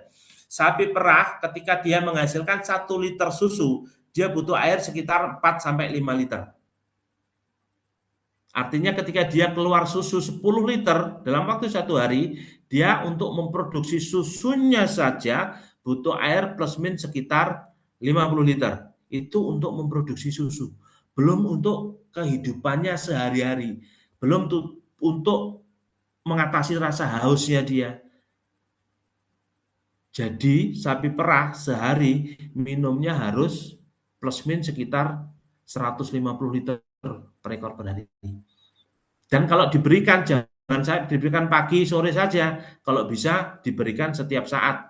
Ada sistem water at lip-nya, ketika sapinya minum, airnya ngisi sendiri. Karena sama kayak kita puasa, kita sahur, kita kan juga haus. Demikian juga dengan sapi. Malam hari dia juga akan merasa haus. Ketika dia merasa haus, dia juga harus minum. Kalau airnya kita jatah pagi sore, kasihan dia. Ketika dia merasa haus, tidak ada air yang tersedia di depannya, dia juga akan menjadi stres. Ketika dia stres, bakterinya mati. Ketika bakterinya mati, energinya pasti berkurang.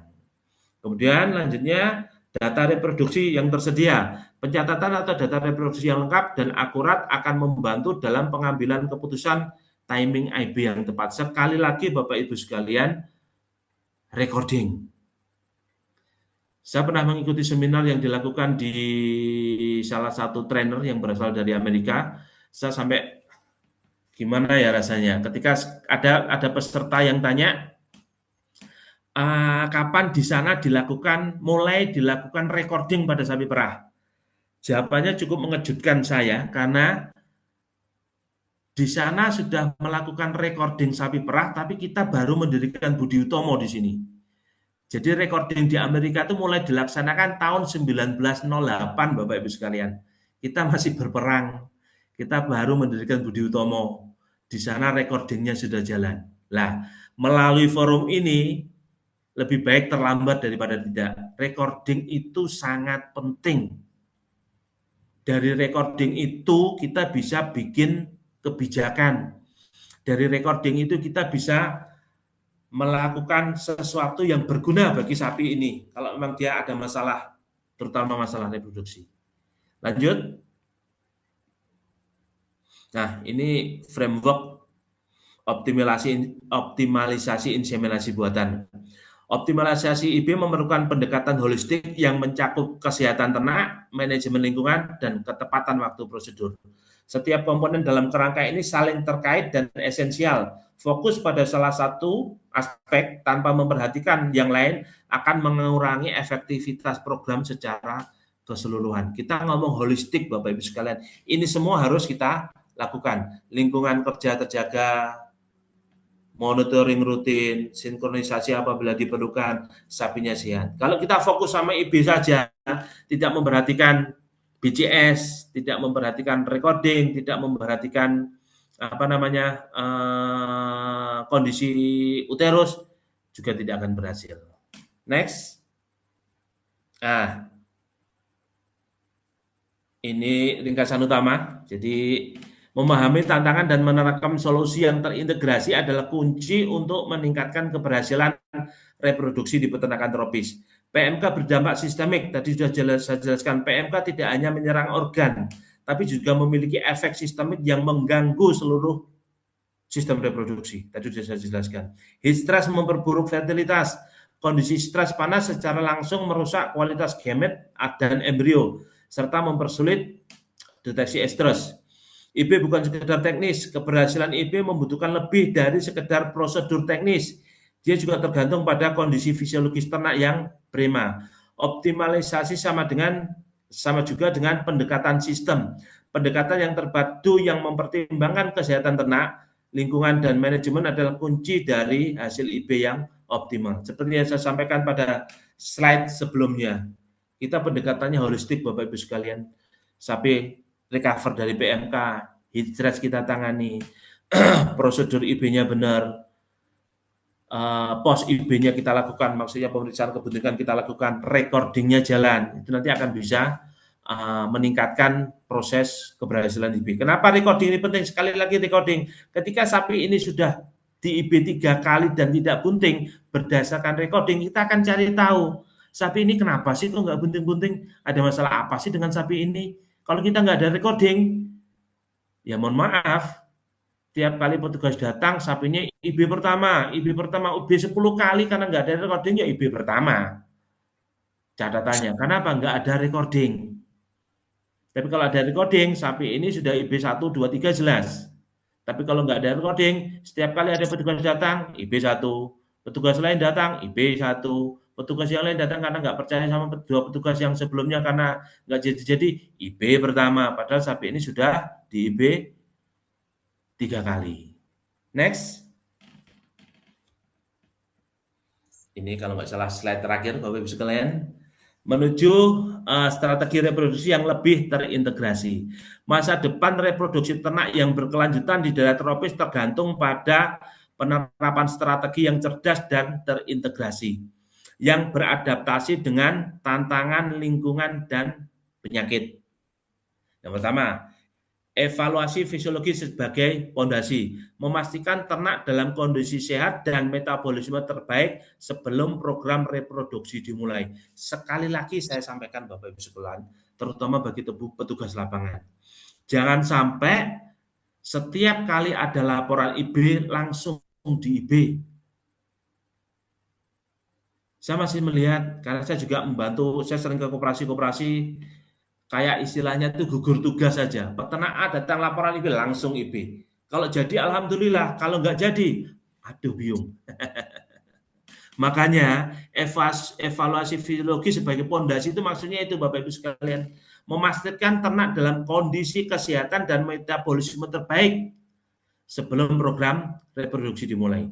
Peternakan besar, peternakan middle, peternakan rakyat, kalau ini semua dilaksanakan, insya Allah tingkat keberhasilan IB juga jalan. Yang kedua, pengendalian heat stress sebagai prioritas.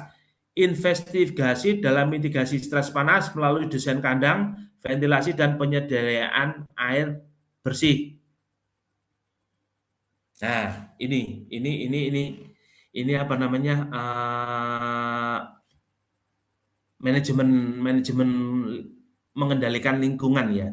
Seperti yang saya sampaikan tadi, ketika kita ada heat stress, ketika kita ada proses IB yang terlalu panas, kandangnya harus kita betulin. Ventilasinya harus benar, penyediaannya harus benar. Ketika kita melaksanakan IB harus di kondisi-kondisi yang ideal. Maksudnya kondisi ideal itu tidak terlalu panas. Kalau memang sapinya terkena heat stress, diturunkan dulu heat stressnya. Dengan apa? Soda kue salah satu contohnya. Yang ketiga, monitoring berbasis data. Pencatatan dan analisa data reproduksi secara rutin untuk mengidentifikasi pola, masalah, dan peluang perbaikan.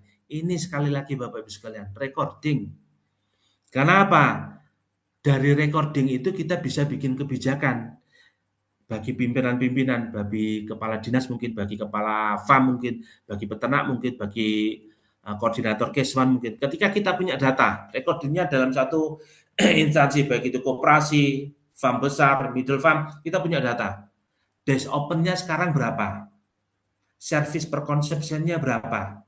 Kalau itu semua bisa ada muncul data, kemudian kita evaluasi kita akan mengena, evaluasi kita akan sesuai dengan target. Kalau kita punya peluru, kita tembakkan itu tepat sasaran.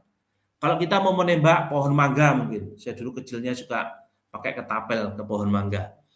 Kalau identifikasinya jelas, recordingnya jelas, kita pakai ketapel. Oh mangga yang sudah matang tuh yang itu, warnanya sudah menguning atau merah. Ketapel kita akan menuju ke sana. Tapi kalau kita nggak punya data, mana sih mangga yang sudah layak untuk dimakan? Akhirnya kita nembaknya ngawur.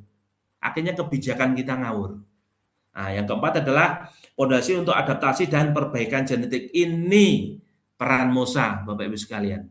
Data dan pengetahuan yang diperoleh menjadi dasar untuk mengembangkan strategi adaptasi ternak dan program perbaikan genetik yang tangguh. Kami dari MOSA bergerak di bidang genetik ini.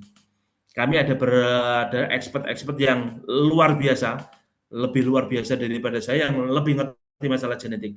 Jadi nanti kalau sesi pertama ini membahas masalah IB, PMK, dan heat stress. Sesi selanjutnya mungkin akan membahas seperti disampaikan Ibu Kadis tadi, heat stress secara menyeluruhan dan celik gen. Selanjutnya akan ada Prof. Sigit yang akan menjelaskan genetik itu seperti apa. Kalau saya akan menjelaskan genetik, bukan keahlian saya Bapak Ibu sekalian. Tapi saya sedikit tahu masalah genetik. Karena apa? Dengan genetik ini kita bisa meningkatkan produktivitas.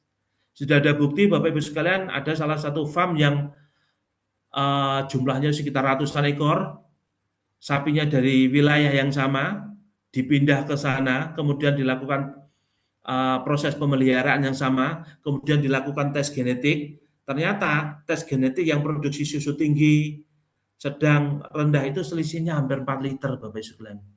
Yang potensi genetiknya tinggi itu selisih 2 liter sama yang sedang,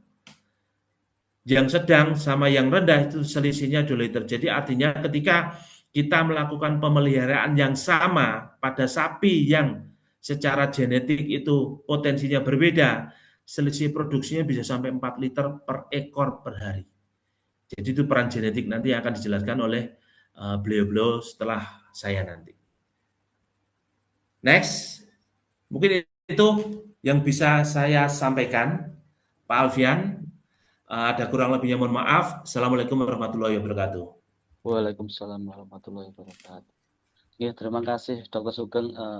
Saya kira materinya dikupas tuntas ya, mulai dari awal recovery PMK sampai kita memaksimalkan atau mengoptimalkan inseminasi buatan. Mungkin Oke. mungkin tiga dok yang bisa saya ambil, tiga kalimat saja. Yang pertama,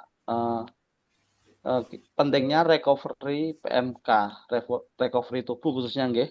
Nggih. Yang kedua, menekan bagaimana akibat heat stress pada sapi, menekan akibat heat stress pada sapi. Kemudian yang ketiga, inseminasi dioptimalkan dengan cara recording yang jelas mulai dari recovery sampai dia sembuh status reproduksinya. Mungkin itu nggih dok, tiga kesimpulan yang dapat saya ambil. Itu semua dalamnya ada materinya Dokter Sugeng yang tadi disampaikan. Mohon izin Dokter Sugeng, ini untuk sesi berikutnya yakni sesi tanya jawab, mungkin karena waktunya sudah menunjukkan pukul 9:30 dok, kita Nggih. sebenarnya sampai jam 9, berhubung materinya Dokter Sugeng luar biasa, excited semua, ini peserta hampir 400 dok, 368. Alhamdulillah. Nih, ya alhamdulillah berarti manfaatnya luar biasa dan excited semua para audien ya. Jadi monggo saya buka sesi tanya jawab untuk dua penanya, nggih.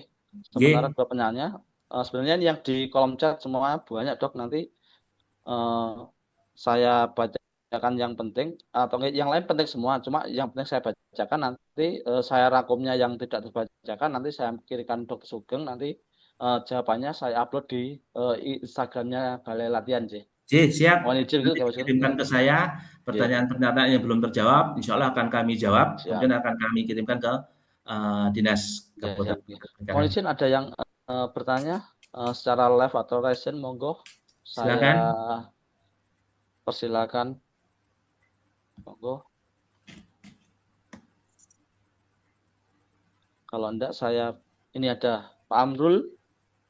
Ada Pak Amrul, monggo. Mohon izin Pak Amrul open kamera atau Dispertanikap samar mana ini? Monggo. Open kamera aja, monggo. Tes mic. Open kamera, tes mic, monggo. Kamera aja. Gitu. Ya, Pak. Open kamera, tes mic. Ya, Pak. Monggo, silakan perkenalan sekalian pertanyaan. Waktu dan tempat saya persilakan. Monggo. Kabupaten Semarang ya, di Dispertanikap ada Semarang. Monggo, saya persilakan Bapak. Oh, begini Pak. Di tempat kami itu banyak kasus sapi birahnya panjang, Pak. Itu disebabkan apa? Kadang sampai 3 sampai 5. Itu yang satu.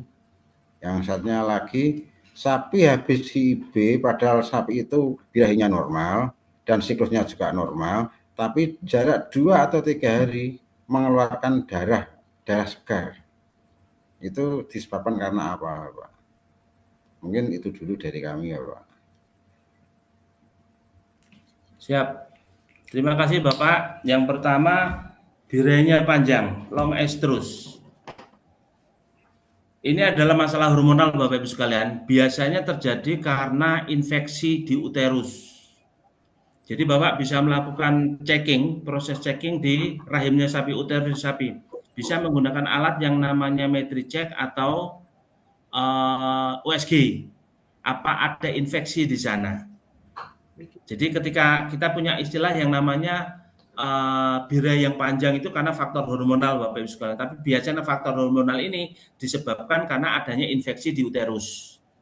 Di IB kalau memang dia tidak ada infeksi di uterus dan hormonalnya masih panjang, dia fase estrusnya panjang, sarannya dilakukan proses inseminasi ketika di akhir periode. Seperti itu, Pak. Tapi sekali lagi pastikan tidak ada infeksi.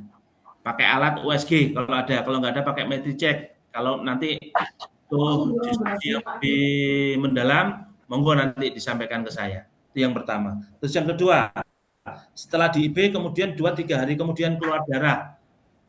Ini menunjukkan bahwa sapi itu bisa mengalami ovulasi Bapak Ibu sekalian. Bisa jadi apa tidak tergantung si spermanya ketemu ovum apa enggak. Jadi ketika dia ovulasi kan ada pendarahan itu. Nah, pertanyaan selanjutnya, sapi ini ketika dia birahi kemudian di IB 2-3 hari kemudian keluar darah, bisa bunting apa enggak IB-nya? Dilihat sapinya, kita nggak tahu. Ada kesempatan nggak ketika dia ovulasi itu si sperma ketemu sama ovum? Kalau memang dia sempat ketemu sama ovum ya kemudian jadi. Tapi kalau dia tidak ketemu sama ovum ya kemudian tidak jadi. Karena pendarahan itu salah satu tanda menunjukkan bahwa sapinya mengalami ovulasi, Bapak Ibu sekalian. Jadi nggak ada masalah sebenarnya. Kalau memang itu tidak terjadi, berarti tidak ada kesempatan bagi sperma untuk ketemu sama si ovum. Berarti dia butuh birahi lagi, dia butuh untuk dilakukan inseminasi lagi. Nah, ketika periode berikutnya dia birahi, tolong dilakukan proses checking di ovarium, mohon maaf, di uterusnya. Apakah ada infeksi apa tidak di sana? Apakah ada folikel yang sempurna apa tidak? Kita cek BCS-nya juga. Jadi butuh pendekatan yang holistik, Bapak Ibu sekalian. BCS-nya bagus, dilakukan proses checking pada sapinya, prosedur inseminasinya benar, recordingnya tepat. Jadi yang saya sarankan untuk sapi-sapi yang keluar darah ini, recordingnya dijalankan. Kalau memang nanti pada satu siklus berikutnya ternyata dia tidak birahi, mau dilakukan proses pemeriksaan kebuntingan. Kalau ternyata proses pemeriksaan kebuntingan itu terjadi kebuntingan, alhamdulillah. Kalau tidak terjadi proses kebuntingan, kita cari permasalahannya apa. Itu fungsi recordingnya di situ, Bapak. Terima kasih. Bisa menambah lagi ya, Pak? Iya. Nambah lagi ya. Masih Lagi, kelihatan monggo. Ada lagi? Tadi yang birahi panjang, Bapak. Ya. Itu kan kadang birahi itu ada yang 3 hari, 5 hari, kadang sampai 8 hari. Kita kesulitan untuk menentukan kapan birahi puncaknya, Bapak.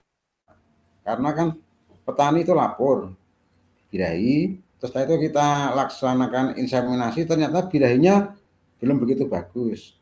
Kita pesan kan, besok kalau lendir kasih tahu kami, videokan vulvanya, kalau bisa ada lendirnya gitu, Pak.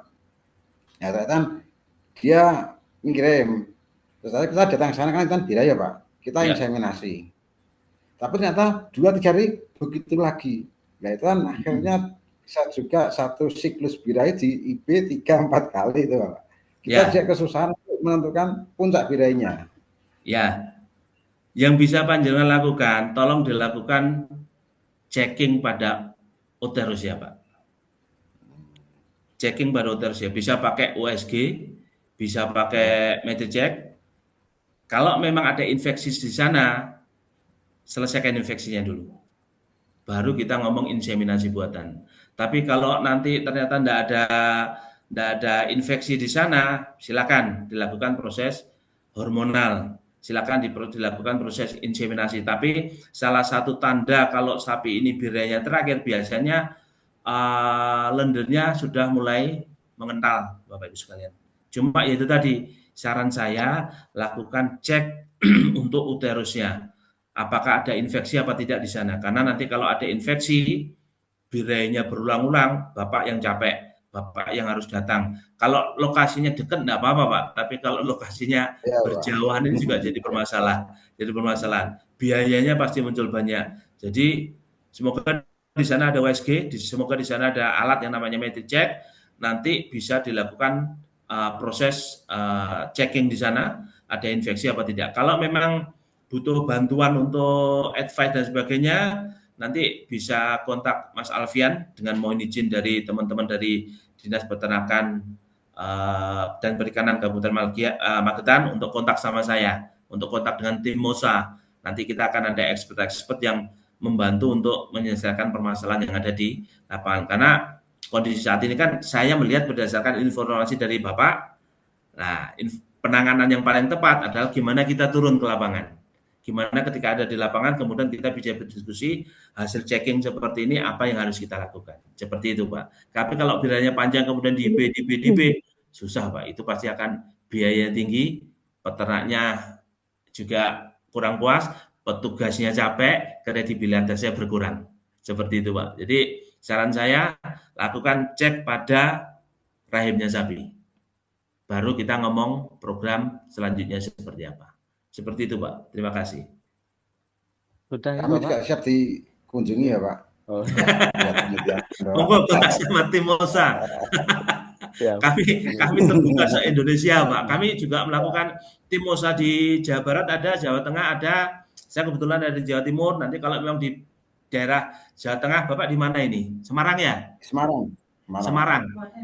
Ya, Semarang, Kabupaten, Jawa. Pak. Ini nanti monggo kontak dengan Kabupaten Timosa kalau Semarang. memang Ya. dalam Kabupaten Semarang. Kabupaten Semarang, Bapak. Kabupaten Semarang. Monggo nanti kontak dengan kami kalau memang butuh advice apapun itu, butuh informasi tentang genetik dan sebagainya, butuh informasi tentang penanganan di lapangan, kontak saja dengan tim Mosa nanti, Pak. Bisa lewat Mas Alfian nanti. Silakan. Masih. Ya, Mohon izin Bapak. Sebenarnya masih banyak kami tanyakan, tapi kasihan yang peserta lainnya, Pak. Di chat aja Pak, nanti ditanyakan di chat, insya Allah nanti akan kami jawab dan kita kirimkan ke Pak Alfian nanti. Siap.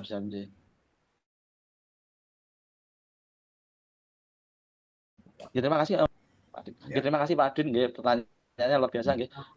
Memang webinar kali ini memang materinya kompleks, jadi memang dari awal sampai akhir kita tuntas Bapak.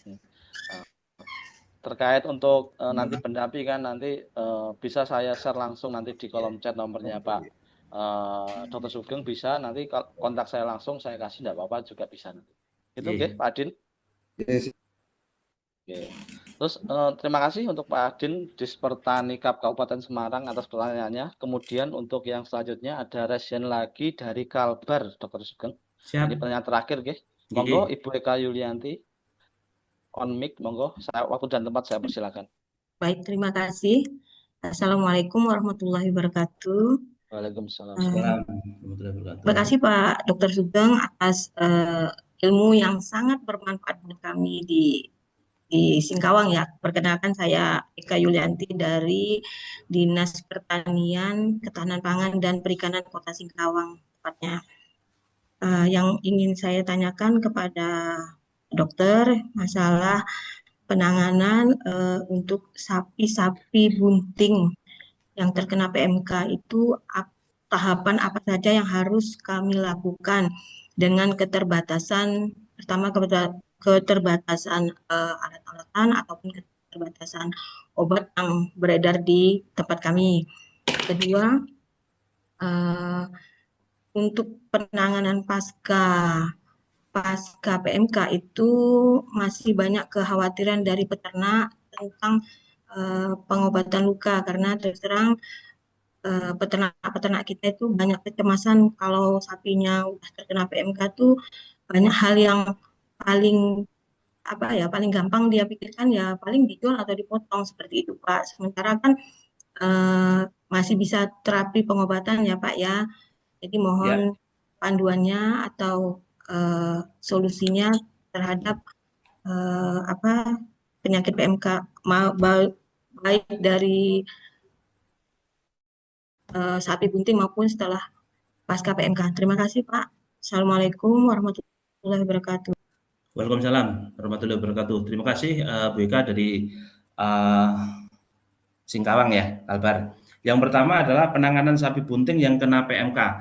Yang kedua, pasca PMK pengobatannya seperti apa? Ini semua ada di slide tadi. Yang pertama, untuk terapi-terapinya nanti akan saya sebutkan secara spesifik ya. Rehabilitasi fisiologis massal yang ada di slide tadi. Yang pertama, ketika ada sapi bunting, riskan memang ketika kita mengobati sapi bunting, dan penggunaan obat-obatannya juga harus spesifik untuk sapi bunting. Jangan sampai nanti kita menggunakan obat-obatan injeksi yang tambah membuat sapi ini keguguran. Jadi yang pertama yang bisa dilakukan oleh tingkat peternak. Nanti kalau masalah injeksi, Ibu, saya tidak bisa menyampaikan masalah injeksi di sini. Nanti mohon izin Pak Alfian, nomor saya dikasihkan ke Ibu Eka. Nanti secara injeksi saya akan sampaikan. Siap. Karena di forum ini kita tidak diperkenankan untuk ngomong masalah injeksi. Tapi yang bisa disampaikan adalah apa yang bisa dilakukan oleh teman-teman peternak di sana. Jadi tingkat keberhasilan penyembuhan recovery pasca PMK itu nanti akan berhasil. Kalau injeksi nanti akan saya jabri ke Ibu Eka, tapi secara garis besar untuk sapi bunting sama pasca PMK ini yang harus kita lakukan ada 5 hal. Yang pertama, handling stres. Handling stres, usahakan stres pada sapinya berkurang. Caranya seperti apa? Kasih soda kue Bapak Ibu sekalian. Dosisnya berapa? Kalau sapinya berat badannya plus minus sekitar 400 kilo, kasih 100 gram per ekor per hari. 100 gram. 100 gram itu equal sama 7 sampai 8 sendok makan. 100 gram. Kasih air, kemudian drench. Itu untuk handling stresnya. Handling stres yang kedua seperti apa? Kalau dia ditali keluh, Bapak Ibu sekalian, itu dilepas. Karena salah satu kelemahan dari sapi, salah satu titik lemahnya sapi itu ada di tali keluh. Makanya di peternakan modern sapi-sapi kan tidak keluh, tapi dikasih berangus. Karena apa? Keluh itu salah satu kelemahan dari sapi. Kalau keluhnya itu terlalu ketat, terus ada penyakit mulut di sekitarnya, itu akan menjadi sakit, dia akan tambah stres. Dia sudah stres. Nah, manajemen stresnya salah satunya di situ. Terus untuk lantainya, otomatis kan ada masalah tuh dengan kukunya. Jangan untuk sementara, kalau memang lantainya keras, tolong dikasih material-material yang empuk. Kalau ada karpet monggo, kalau enggak ada hijauan-hijauan yang sudah tidak termakan, kalau ada damen seperti itu, kalau ada pasir. Kenapa harus pasir? Karena pasir itu kalau kita pakai barang-barang organik, dikhawatirkan bakterinya akan makin banyak di situ. Tapi kalau kita pakai pasir, dia kan anorganik tuh, bakterinya tidak dapat, meskipun ada cuma tidak akan bisa berkembang dengan banyak. Yang selanjutnya adalah manajemen mikroba rumen. Stresnya kita kurangi dengan memberikan soda kue. Jadi rumennya si sapi kita kondisikan. Rumahnya si bakteri ini kita kondisikan dengan memberikan soda kue. Tiap hari Ibu dikasihkan. Kemudian manajemen mikroba rumen. Jadi rumennya kita kondisikan dengan menambah bakteri. Ada E4 di sana? Nah, kasih E4. Kalau lebih dekat sama produk-produk yang yogurt dan sebagainya, silakan dikasih yang plain. Itu dosisnya monggo kalau E4 sesuai dengan yang yang tertera di tabelnya E4. Kalau pakai yogurt sekitar 250 ml, yang plain itu bisa dimasukkan. Kalau di sana ada ragi untuk tape, bikin tape itu kan bulat putih itu Bu ya. Itu dibagi jadi 4, itu sehari 1/4. Digerus, masukkan bareng sama soda kue, nggak ada masalah. Kemudian menaikkan level energi. Karena sapinya nggak mau makan, kita harus menaikkan level energinya. Ibu, kalau di sana ada dextrose, RL, monggo diinfus. Tapi itu butuh waktu. Sapinya beratnya di sana 400 kilo, butuh dextrose yang 10% 3, butuh RL 1.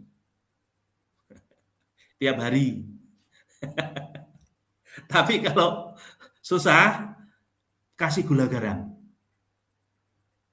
Kalau kasih gula, harus dikasih garam. Biar apa? Tidak diare. 1 kilo garamnya sekitar 100 sekian gram sampai 200 gram. Seperti itu. Kalau ada lagi produk yang namanya propylene glycol. Itu juga energi instan. Dia butuhnya cuma 350 sampai 400 mili, bentuknya cair, diminumkan ke sapi. Dia cepat diserap oleh si sapi. Lebih cepat pakai infus sebenarnya Bu. Cuma kalau infus pakai 4 botol itu kan butuh waktu 2 jam itu. Tapi kalau pakai propylene glycol itu cukup 1 botol per hari, cukup 5 menit, 10 menit diminumkan pelan-pelan. Bisa nanti. Terus yang setelah mikroba rumen kita jalankan, kemudian kita juga harus memperkuat fungsi hati, Ibu. Fungsi hati kita perkuat, kemudian dengan cara apa? Salah satunya dengan pemberian injeksi vitamin. Nanti saya beri ke Ibu ya. untuk injeksi vitaminnya. Terus kalau memang dibutuhkan, maka kita juga bisa memberikan herbal-herbal yang tujuannya untuk memperkuat kinerja hati. Seperti apa? Temulawak, Bapak Ibu sekalian. Temulawak. Jadi kalau ibu pengen bikin jamu, kalau berdasarkan bahan kering itu kan 10 gram ya yang diserap sama sapi ya. Kalau berdasarkan bahan kering jamunya itu harus 100 gram, tapi kalau berdasarkan raw material itu harus 1 kilo jamunya. 1 kilo itu yang 50% harus temulawak.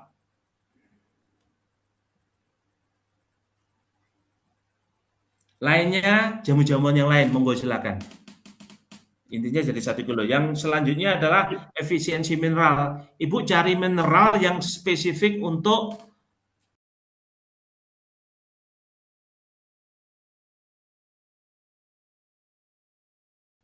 karena mineral ini spesifik untuk sapinya.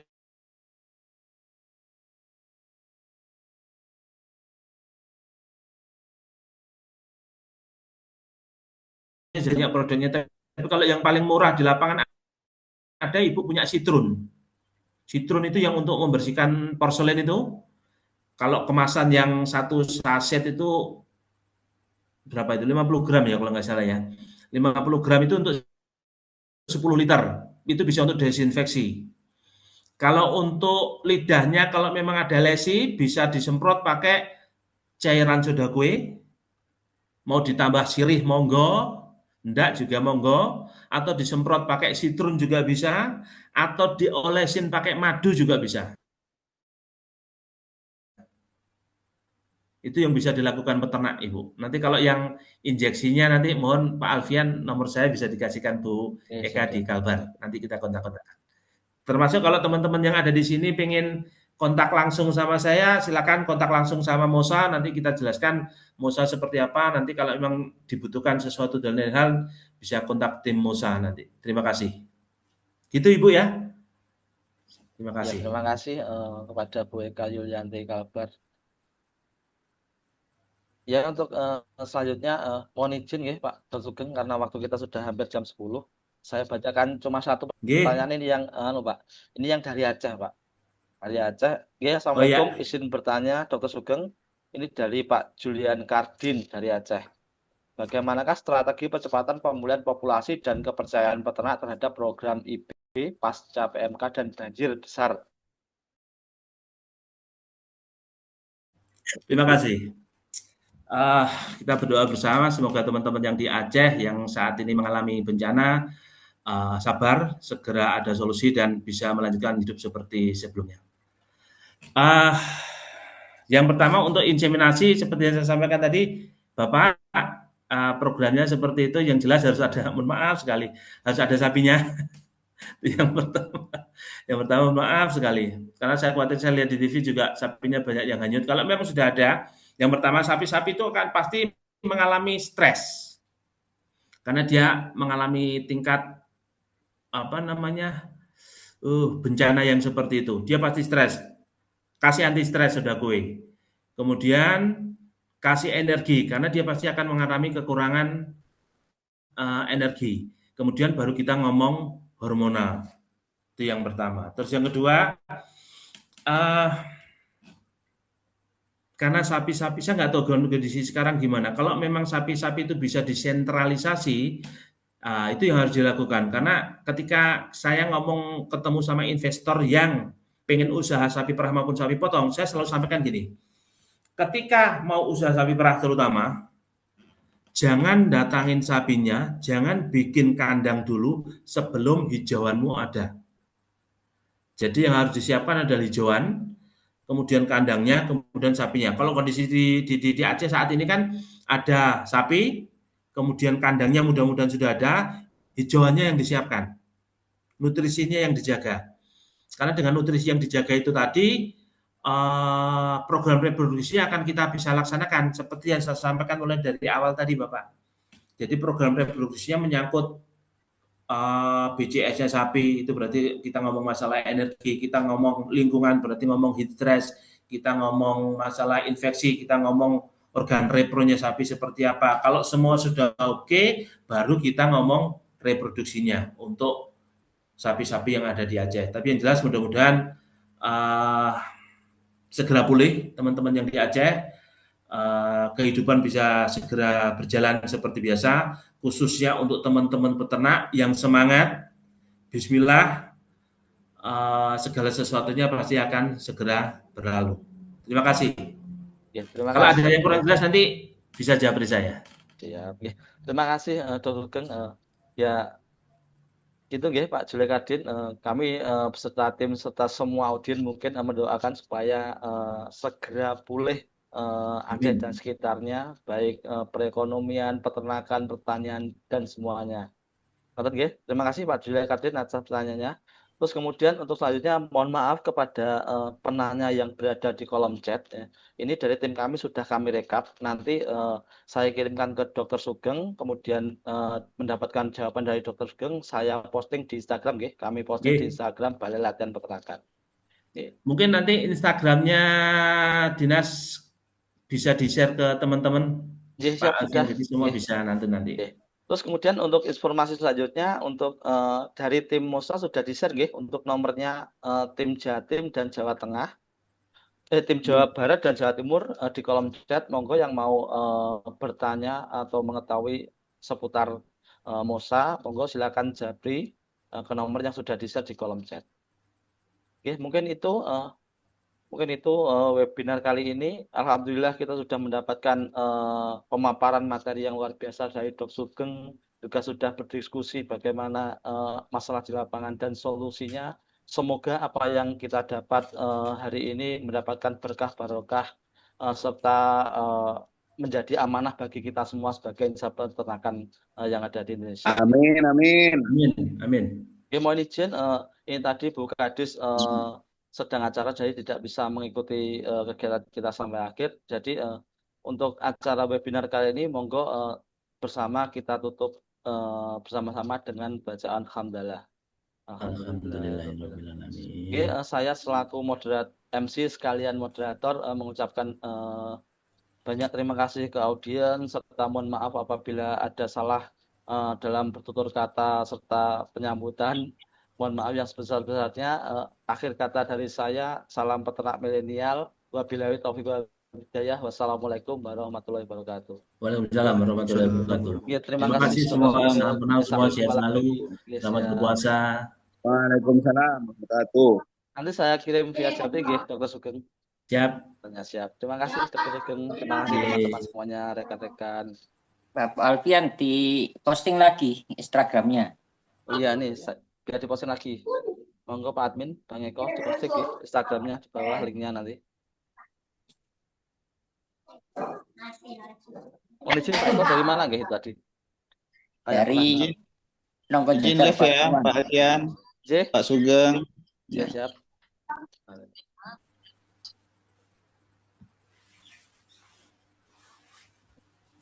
Untuk Instagram sudah. Untuk link absen monggo yang belum mengisi. Ini Pak Suwan dapat jajar nggih. Iya. Belum isi, Dok. Monggo. Oh, mau Dr. Sugeng pribadi monggo. Monggo silakan. Pak Eko. Saya nanti ke Pak Surwan loh sore. Nomor jajar. Iya, Dok. Mampir aja, Dok. Siap, terima kasih. Saya izin live Mas Alfian ya. Nanti monggo di-share nomor saya. Kalau ada pertanyaan nanti bisa japri ke tim MOSA, nanti kita balas. Siap. Terima kasih Mas Alfian, semua peserta terima kasih sekali lagi, selamat berpuasa. Assalamualaikum warahmatullahi wabarakatuh. Waalaikumsalam. Untuk materi saya sediakan di draft sekalian di draftnya absen nanti sertifikat. Mas Ali, ketoke TE ya sampean? Iya, Dok. Wingi ketemu nang yang dinas awake dhewe, Mas. Kareng Terima kasih. Sali. Ya. Terima kasih untuk semuanya. Saya izin undur diri. Mas Ali, salam teman-teman. Siap, Mas. Mas Alfian minta nomornya, Mas Alfian. Oh, iya, saya tulis nggih. Nggih.